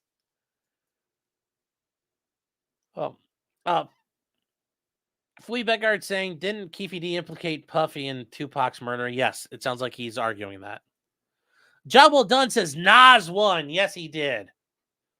And he's been living all that time behind enemy lines, and he's got mine. And he's like, I got mine. I hope you got yourself a gun. Say, Iman Reds is saying, that's how you goon like a king. Yes. Buy all these hookers, bring them in, and force them to. I can't, like, that's so crazy how he did this. And then Bella Lugosi saying, why isn't he charged with the Mann Act? All those tapes could have been the people he blackmailed. Well, he did get charged. We just covered it.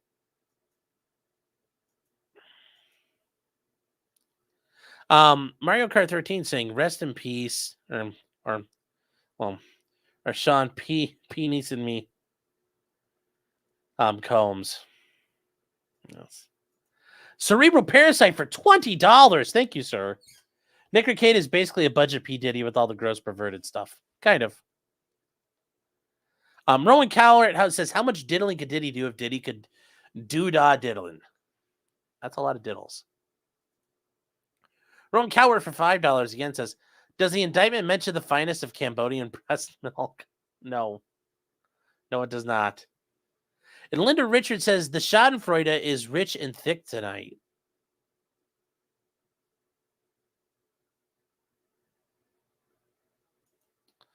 Domo saying the casting couch in the music industry is brutal.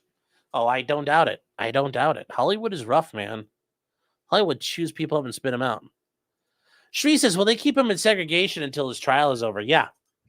He's probably not going to be in a pod. He's probably going to be in a special cell because he's a security threat. People could attack him for money, and they'll like, you pay up or we'll kill you. And they don't want that. It's safer to keep him in a protected area. Casper says $1,000 a night for those accommodations. Could you just pay him off with like $1,001 bottles of lube? Like, here, I'll trade you. Thing for thing. We'll barter. And then the Range Queen says the lubed up plane. No thanks. But yeah, there's all kinds of funny stuff there. Isn't 50 doing a documentary on Diddy? I don't know.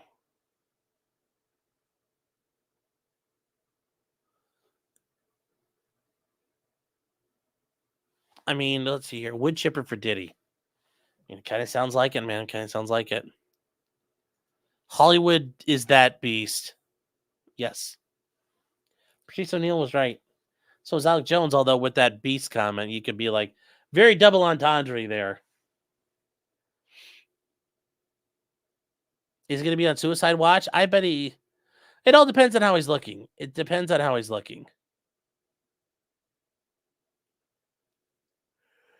Can you go trade coke for the lube? That just seems like a bad idea.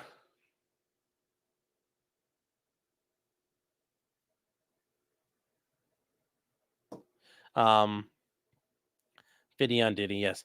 Pete is Pleasure Palace.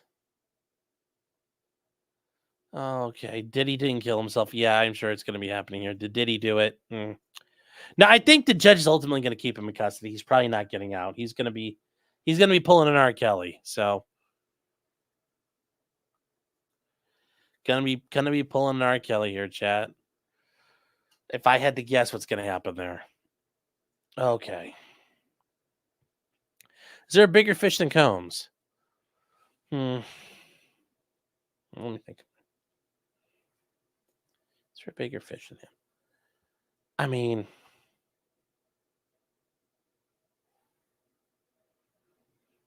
like maybe like unless you're going to like record labels or something. Yeah, they already did that. No bond. I know, but I think the judge is going to say, I don't care. You're not getting any bond. I don't know. Like, who would be bigger than Diddy? It'd have to be like record execs or something. Unless you've got like Tom Cruise and like, you know, John Travolta. Like, who else can you have? I mean, like, let's think about it. Like,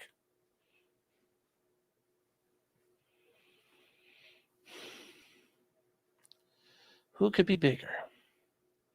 I really don't know. I mean, maybe this like guy, Lucian Grange, we talked about in the lawsuit, head of like Universal's music group.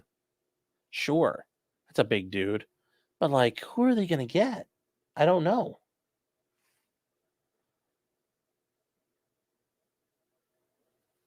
He'll be pulling an Epstein. Maybe. Ag says Jay-Z. Yes, Jay-Z is rumored to be one of, like, I thought you meant, like, bigger than, movie stars or music stars. Yes, Jay-Z has been alleged to be involved. Drake, Chris Brown, Meek Mill, all those dudes. If you guys read through that criminal lawsuit, they refer to these people. Usher is allegedly involved a little bit. We don't know because Usher and Diddy had a thing. And remember, Diddy took Bieber under his wing and was like, looks like now grooming Bieber. So we don't know. Yeah, it could be all those. It could be like stars too. But if Diddy's been doing this, there has to be somebody above him, like not an artist who knows what's going on. And who would that person be? And it's like,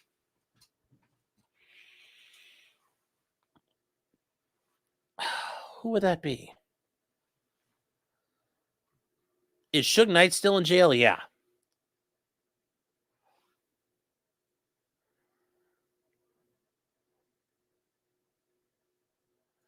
Bella's saying yes, the entire racket. Yeah, Tom Hanks.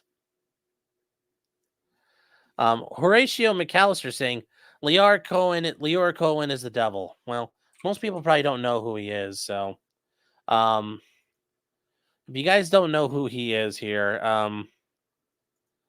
Leora Cohen is a music executive. He is. He's been involved in hip hop and records for more than 30 years.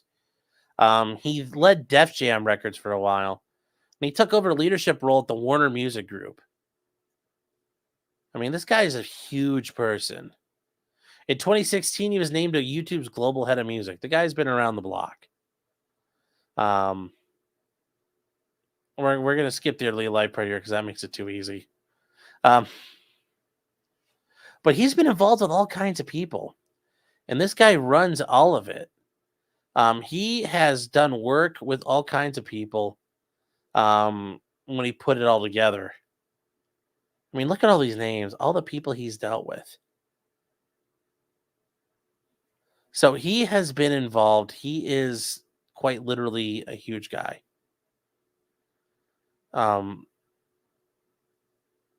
Yes, a lot of people do not like him. I didn't really realize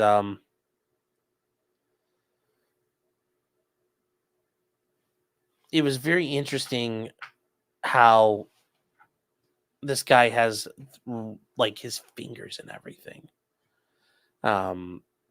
It's because Murder Inc. If you guys like Murder Inc. records, like Ja Rule, it's murder. And there's Irv Gotti was the guy who he's the record exec was in charge of that.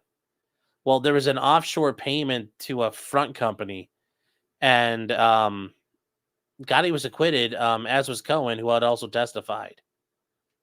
So these guys have been involved in all kinds of shit. This is a web of like scum and villainy, really. Malcolm Combs says for $2, no relation. Bell is saying, I've heard Clive Owen. Interesting. But I mean, like I said, guys, I mean, we have to think about this here. Like, just put your thinking cap on, like Pooh Bear time. You gotta be like, think.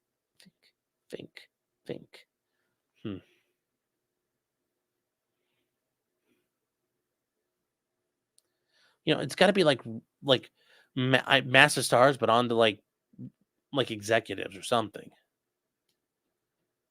Scientology, that would be hilarious. Probably hilarious.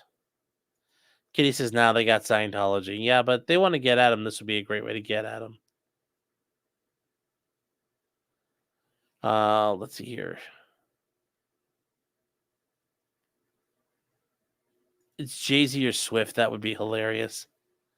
You think Taylor Swift's down there like when she drops down off her stage in between sets, she's abusing people?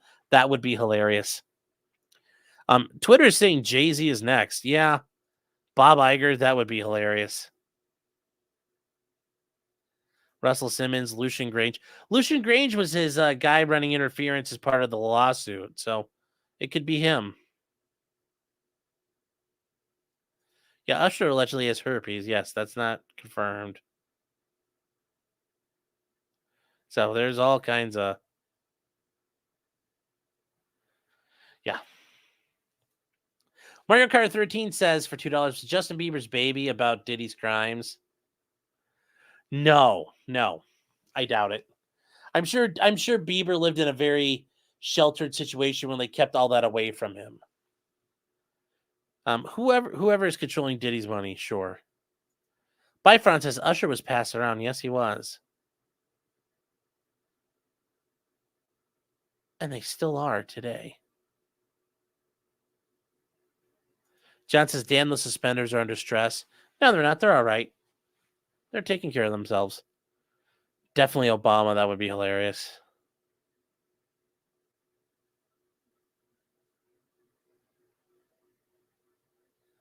Gene says they have baby oil in jail. No, that would be too. You know, they won't let you have that. That's just asking for an excuse. Prince Harry? No, remember, he'd probably be like Prince Andrew. Remember, Prince Andrew is the one who's been doing stuff. Jabba Dunn says, what's wrong with the shirt? Whose shirt? My shirt? What? What's wrong with it? DMX was a major find. Yes, he was. And then Johan gifted 5 memberships. Thank you, Johan. You use an iPhone, right? Did it? So it finally worked. Good. Drake and his manager are bigger than Diddy. Yeah, that would be great. That'd be interesting if...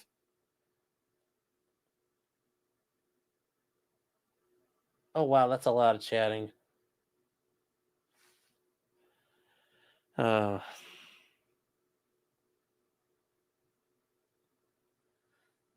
everybody mentions Dr. Dre? No, but who knows how deep these things go?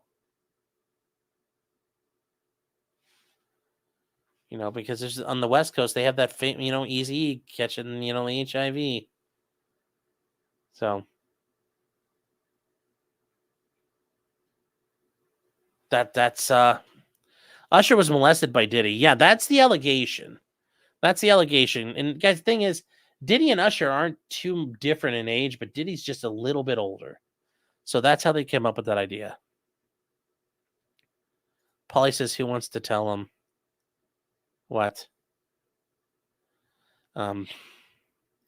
Bieber's behind it all. Yeah. What if Jennifer Lopez was involved in P. Diddy's crimes? That would be very interesting. That'd be epic.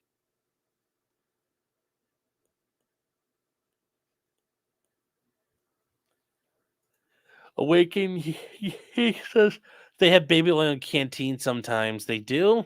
That seems like a bad idea. That seems like a bad idea waiting to happen. Like, there's got to be a better, smarter way to do that. Scam Lucky says they have grape jelly in jail. Yes. Yes, anything is lube if you're brave enough. Johan saying, no, I'm a self-respecting tech person. I don't use an iPhone. Well,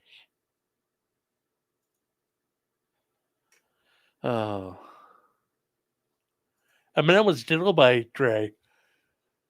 I've never heard any allegation of that, but it could happen. We're a country run by sociopaths and psychopaths. Yes. And Bushmasters gifted 5 memberships. Thank you very much.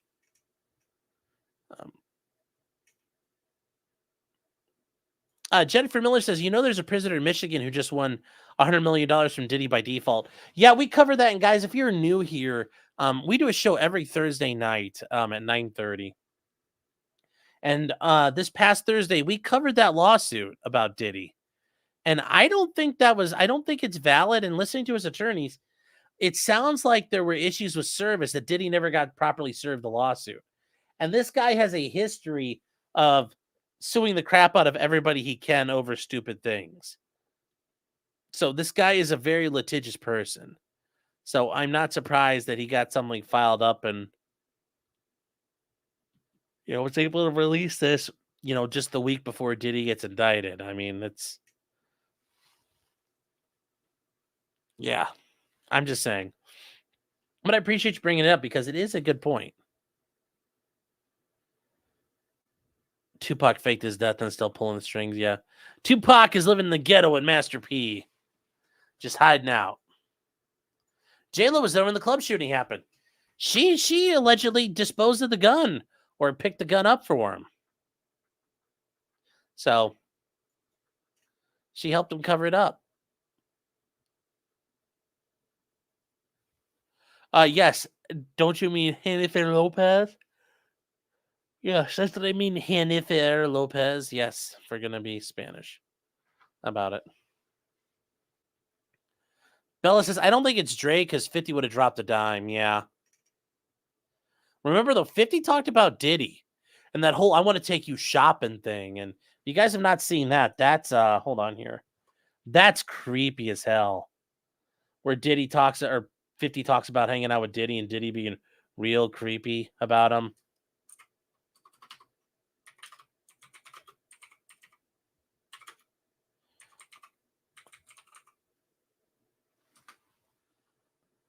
So, yeah, here you go. This is P. Diddy years and years ago, and 50 Cent is talking about this back when like 50 was still huge. One time, a long time ago, at Chris Lighty's wedding, he told me to take me shopping. I looked at him like, what'd you just say? Let me move, man, before I do something. You're gonna make me mess up the wedding. Oh, that's a nice gesture. Let me get out of no, dude, you take me. That's what the guy says to him. I asked 50 about that. And he said you did the same thing to him. You asked him to take him shopping. Yeah, I thought he needed some clothes.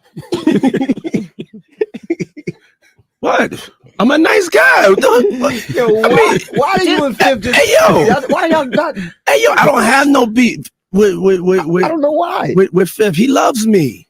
He loves he me. doesn't. Do y'all Y'all really can't have see a it? beef? I mean, y'all can't see it. No, we can't see Y'all can't it, see man. that he loves me. But see, You really Oh, it's no video? Dang it. Goddamn StreamYard. You're killing me.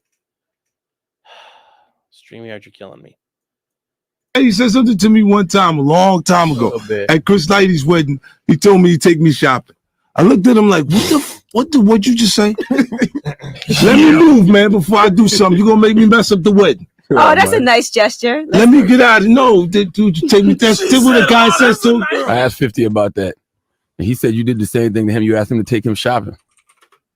Yeah, I thought he needed some clothes.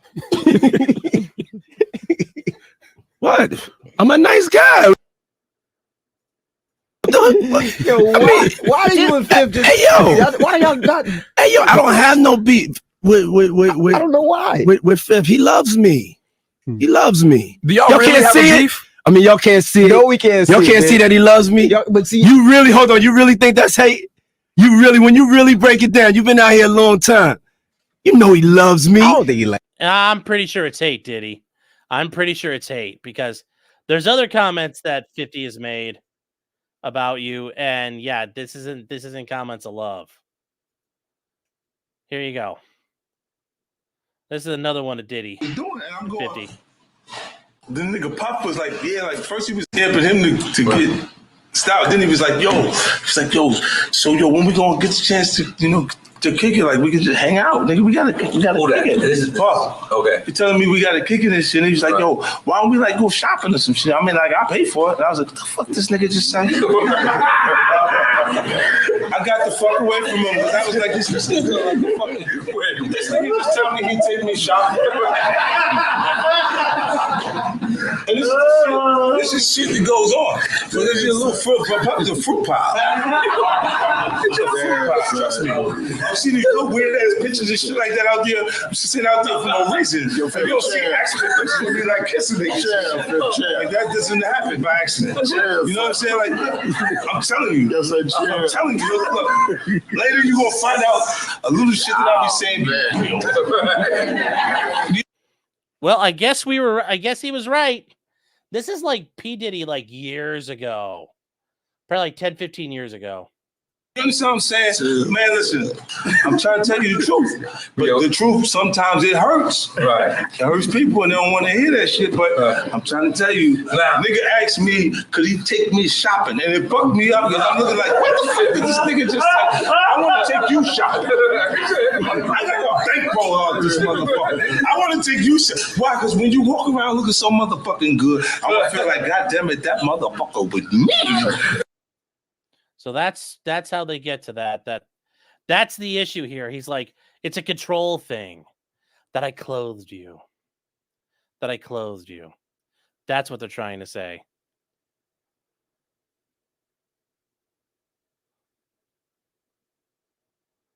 So that is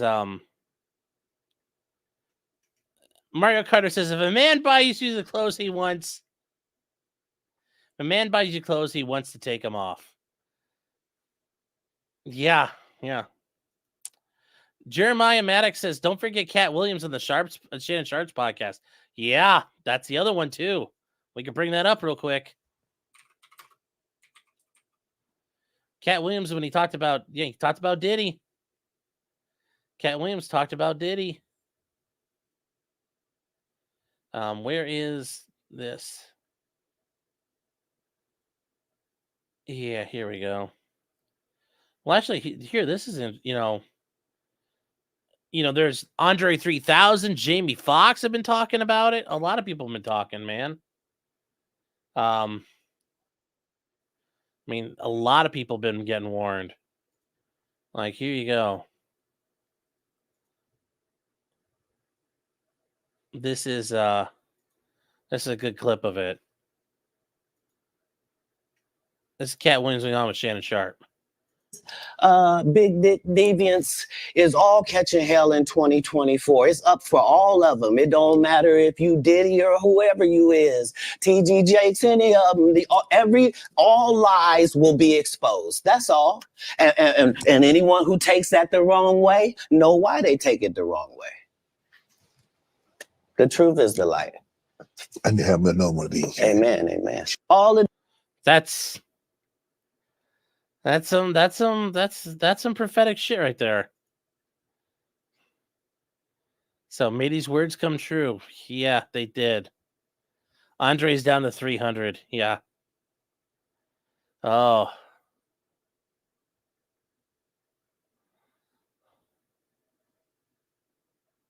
Yeah, Diddy out prowling for pussy, yes. So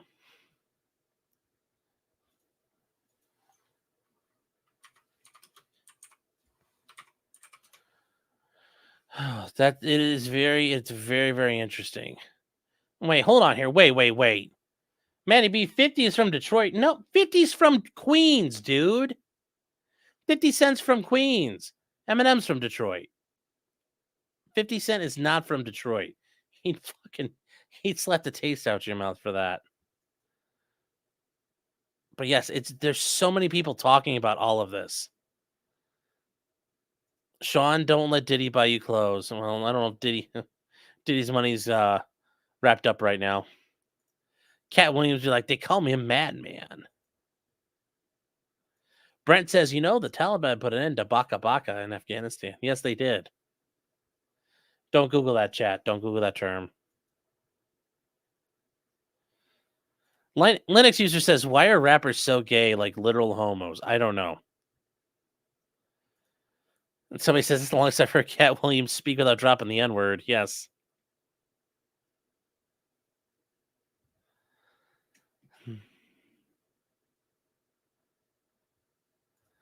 Charlie says, what the fuck, 50 from Detroit? Yeah.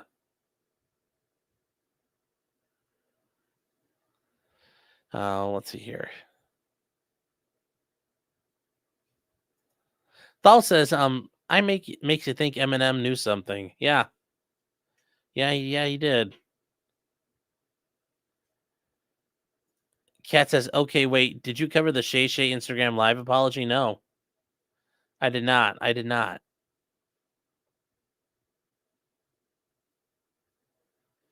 Powerline says, no, Dad, that's why they're gay. The only role models are mom and grandma. Well, yeah, that could be an issue there. They're like, just playing Diddy. I love you. It's like, okay. Okay. I'm sure that's not how that goes there. Yeah, the Fuel remix, yeah. 50 is pretty based. Yes, he is.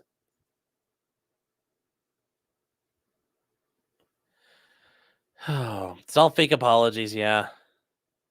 The creator of the Boondocks saw this a long time ago. Yeah, well, there was always rumors of this stuff. Yeah, this is all, yeah. Eminem's new song Fuel talks about Diddy. Well, we can look at the lyrics because we'll get struck immediately. So let me see.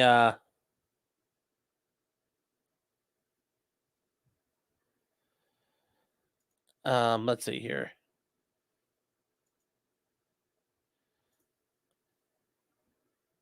Okay, so Diddy just released a Death of Slim Shady. Well, that's, yeah. Was he gonna be like, I'm not saying gay no more? His new song Fuel, Eminem rips Diddy to shreds. Okay. After Eminem zeroes in on his recent allegations Diddy assaulted women, he's like, I am a RAPER. And the typo's intentional. Got it. So many essays. Wait. He didn't just spell out the word rapper and leave out a P, did he? Ah. And he delivers those last 3 words so they actually sound exactly like P. Diddy. Oh, I wish we could do it. But he talks about both Biggie and Tupac, and he says, I ain't trying to beef with him because he might try to put a hit on me like Keefy D did him. Oh, damn. Damn, we're going to have to look at these lyrics real quick, see if I can find them. All right, yeah, here we go.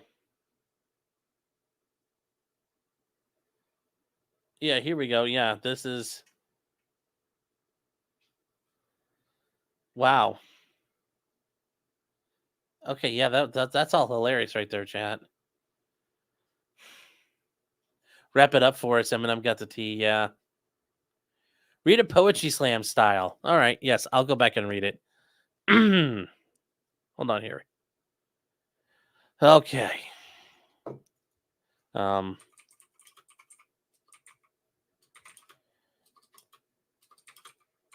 me see if I can bring this up here. We can see the full thing.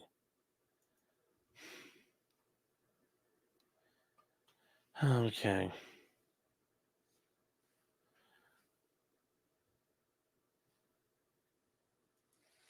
Yeah, we're gonna start right all over. Sure. Paula McCoy says, "Can I quote your favorite NWA line? Don't follow me around your market, or your chop suey ass will become a target." Black Korea. That's actually not. I really like that song. Black Korea is actually not. I think that's probably like a lot of people like it. But yeah, here we go. Poetry jam style. All right. So let's bring up the lyrics here. Okay. So here's the okay. You know.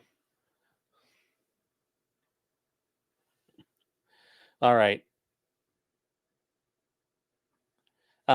He's like, cause like where my homies out west say, we can just say, I'm like an RAPER. Got so many essays. Wait, he didn't just spell the word rapper and leave out a P, did he? R.I.P. Rest in peace, Biggie. And Pac. Both y'all should be living. But I ain't trying to beef with him. Cause he might put out a hit on me. Like Keefy D. Get him.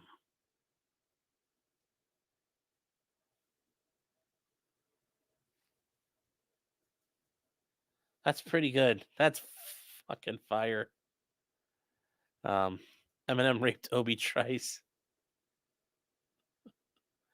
Oh, that's funny. Let's do it Pulp Fiction style, yeah. Yes, lyrically.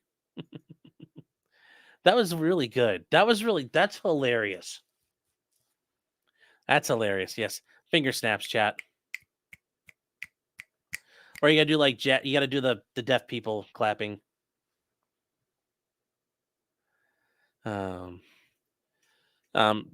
Angela's saying, y'all think Diddy ain't have nothing to do with Biggie and Pac's murder. I have a lake house in Idaho to sell you. Yeah, well, no, I think he did. And Keefe D is allegedly talked about Diddy being involved, and he did the hit for Diddy. I take a good says Sean rapping on stream completes his black arc. Well,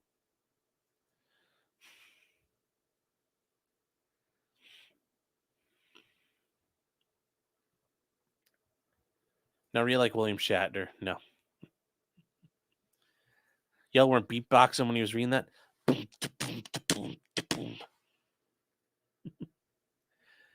Thal for $5 saying, you're missing it and everybody missed it. Look closely. Essays. Pause. S. Pause. A's. There you go. Finally, LOL. Like I told you, Eminem knew. Yeah, no, it was really good. Like it was really good. It was very good. I thought it was very well put together.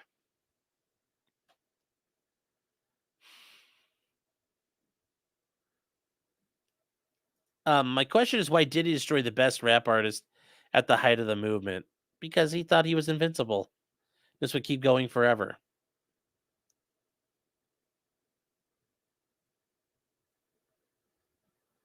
This counts as an honorary kill stream now. Well, I guess. World famous kill stream. World renowned kill stream. We all know what SA is. We're here on YouTube. Yes. All right, guys. But yeah, this is just, I mean, people saw this coming. No pun intended, but I mean, they did see it coming.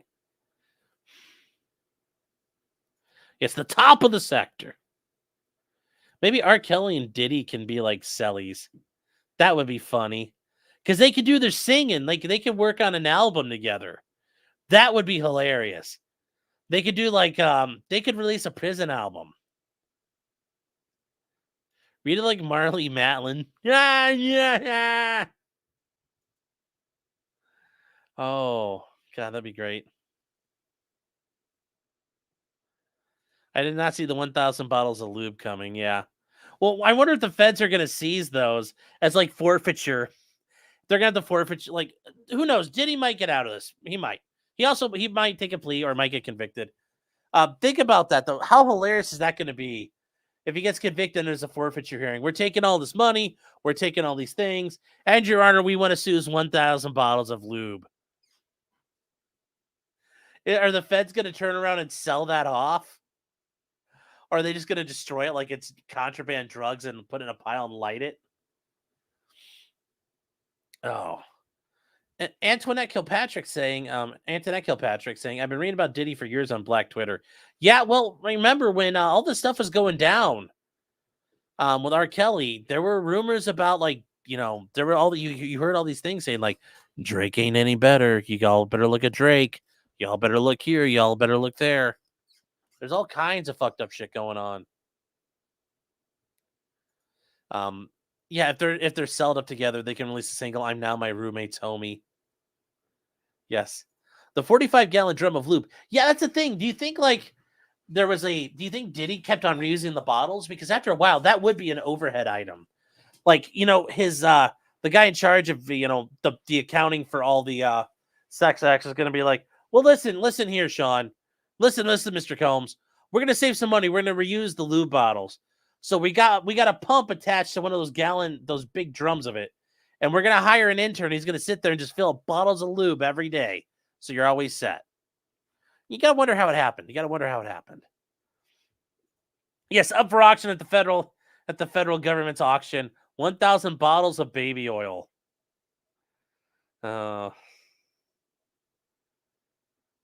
It's all going to go missing in evidence. Yes, I'm sure those feds will use it to fuck each other in the ass because they're homos.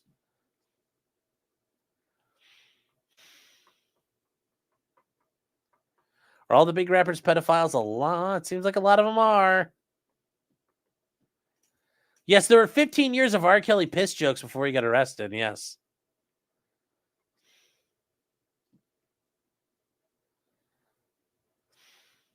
Job well done says Combs.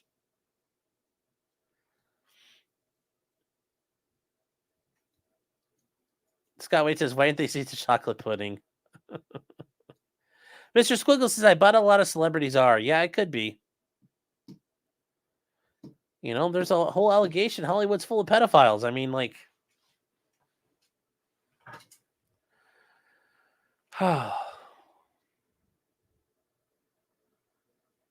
Yeah, it's just, this whole thing is just going to be very interesting.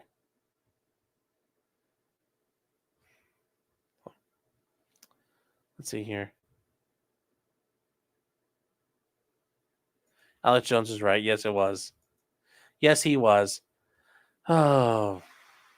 Eric Fulham says 90% of the rappers after 200 or after 2000 were fucked by Diddy.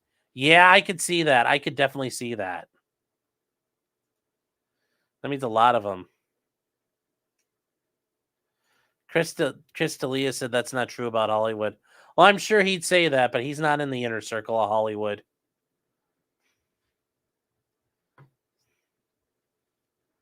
Does he get Epstein, Sir Gods? I don't know, man. Maybe.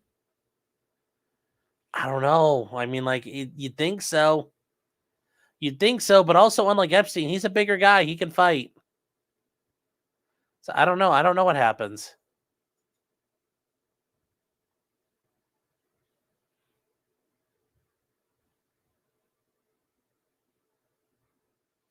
I just don't know.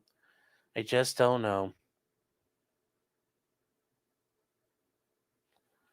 Just don't know here. Yeah, Chris D'Elia has his own allegations. Yeah. Beyonce will have Diddy Epstein. God, imagine if Beyonce, like, she's the power, she's pulling the strings. And she's just, like, in her plane, and she's like, you know, just, like, take care of it. She has a code word. Does Soros put the hit out on him? I don't know. I don't know.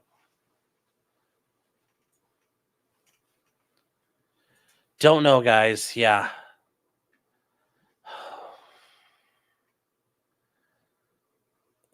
I need to get an IV for after sex. Yeah. That's got to be impressive how hard your sex is. You can get IVs afterwards, but that'd be a great feeling getting an IV. Just like, you're back to like instant rehydration. I'm not Cardi B. She ain't going for that life. Well, who knows what she's involved in. Tech Guy says that's why she's called Queen Bee. Ooh. Could be, man. Could be. Yeah, don't ever get to thinking you're irreplaceable, especially when you are the performer, you're the talent. Until you're at the top, you're replaceable. You're still a jester, Diddy. Dal says, you got to wonder how much Diddy's tied into the cartels or mafias. He couldn't operate on their toes. Sure. How much is involved in intelligence operations? Remember, that was the whole thing about Jeffrey Epstein, because, you know, Ghislaine Maxwell's dad, Robert Maxwell, was accused of like being a blackmail expert and accumulating blackmail for the Mossad, allegedly. And then Jeffrey Epstein was getting compromised shit on everybody. Like that picture of Bill Clinton in a dress.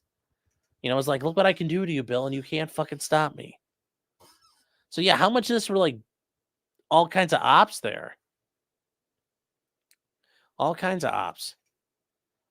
And not just like the ops of like people trying to get you ops, but like gay ops and intelligence ops. Kaz is saying fact, Sean. Yes, thank you.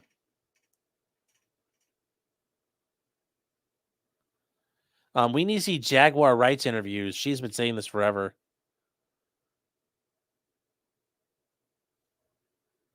Can you imagine a Glowy getting his autograph and giving it to his kids? Very strange, yes. Mario Carter says, yes, literal gay ops. Yes, 100% gay ops. The gayest of ops. Positively, like HIV positively gay. That's how positive it is. He's owned by someone, certainly. Certainly.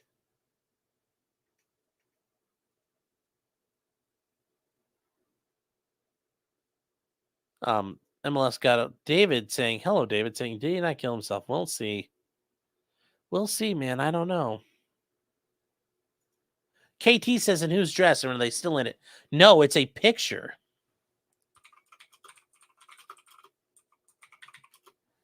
There is a picture of Bill Clinton in a dress. And this is, where is it here? Oh, here. We're going to switch over to this chat. This is a painting Jeffrey Epstein had. This is a painting Jeffrey Epstein had.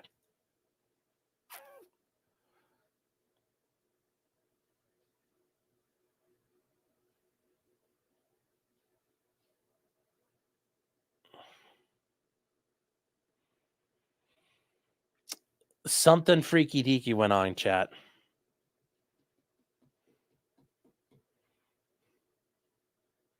Was Diddy on the island? I don't know. Diddy has his own island, basically.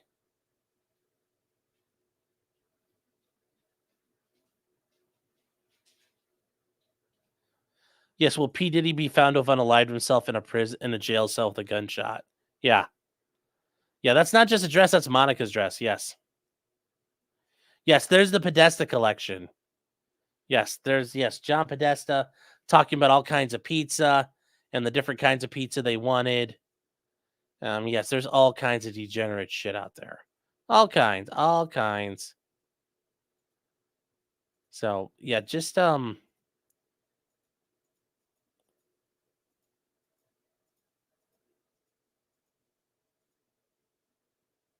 yeah. Just something to think about. Both of the Podesta brothers, yes. John and Tony.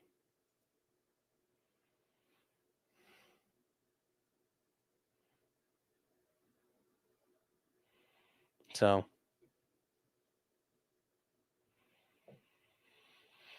Mirthologic says all these fools are compromised, pretty much. Yes. And on that bombshell, I think we're going to land the plane, chat. It's been a little while. So, here we go. That is it, guys. Diddy, full lad. Diddy's in trouble, chat. Diddy is in trouble. I don't know what he's going to do.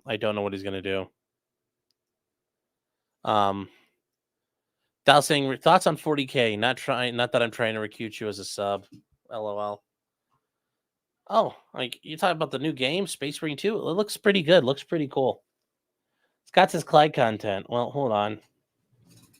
Clyde, come here, buddy. Come here, bub. Come on. Come here, Clyde. Come here. Come here, Clyde. Come on. Come on, buddy. Oh, come on, Clyde. Fine. You want a treat? Fine.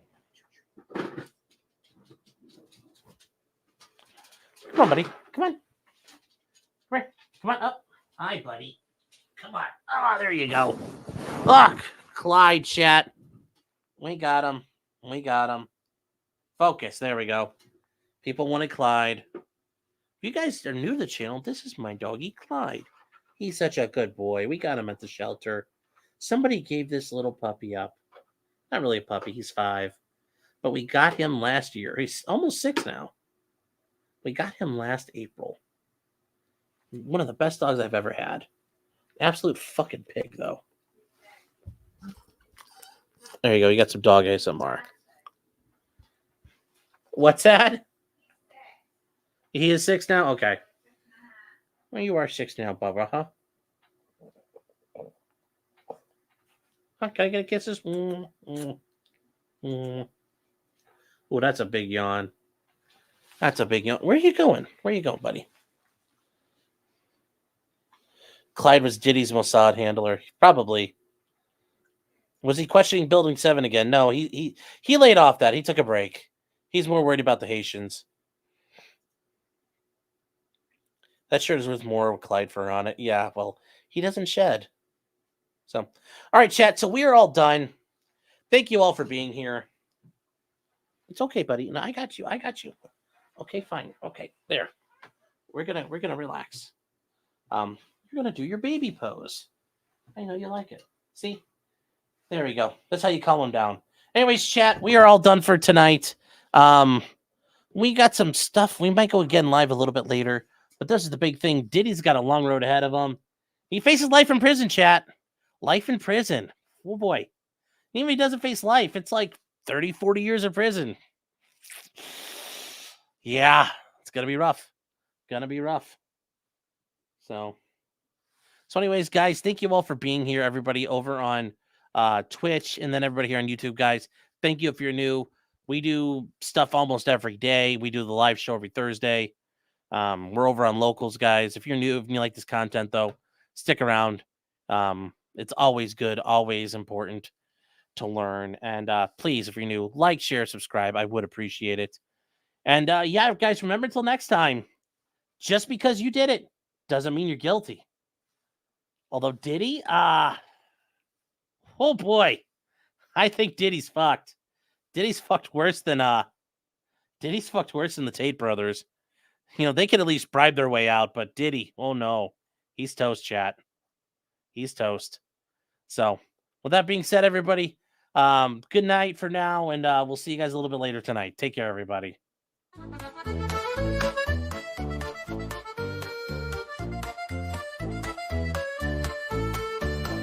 Weapons, blacksmithing, and models of planes, esoteric works, and even some trains. Much merriment had while drinking White Claws, tips on hunting, and even talking the law. Whatever you do, just don't talk to cops, even when they nab you on illegal stops. Just 'cause you did it doesn't mean you're guilty, but please talk to a local attorney. Was that the fat guy Rick hated yelled at? Why, yes it was, he even knows he's fat. For all this fun and more, there's one place to go, here on Sean Martin's Potentially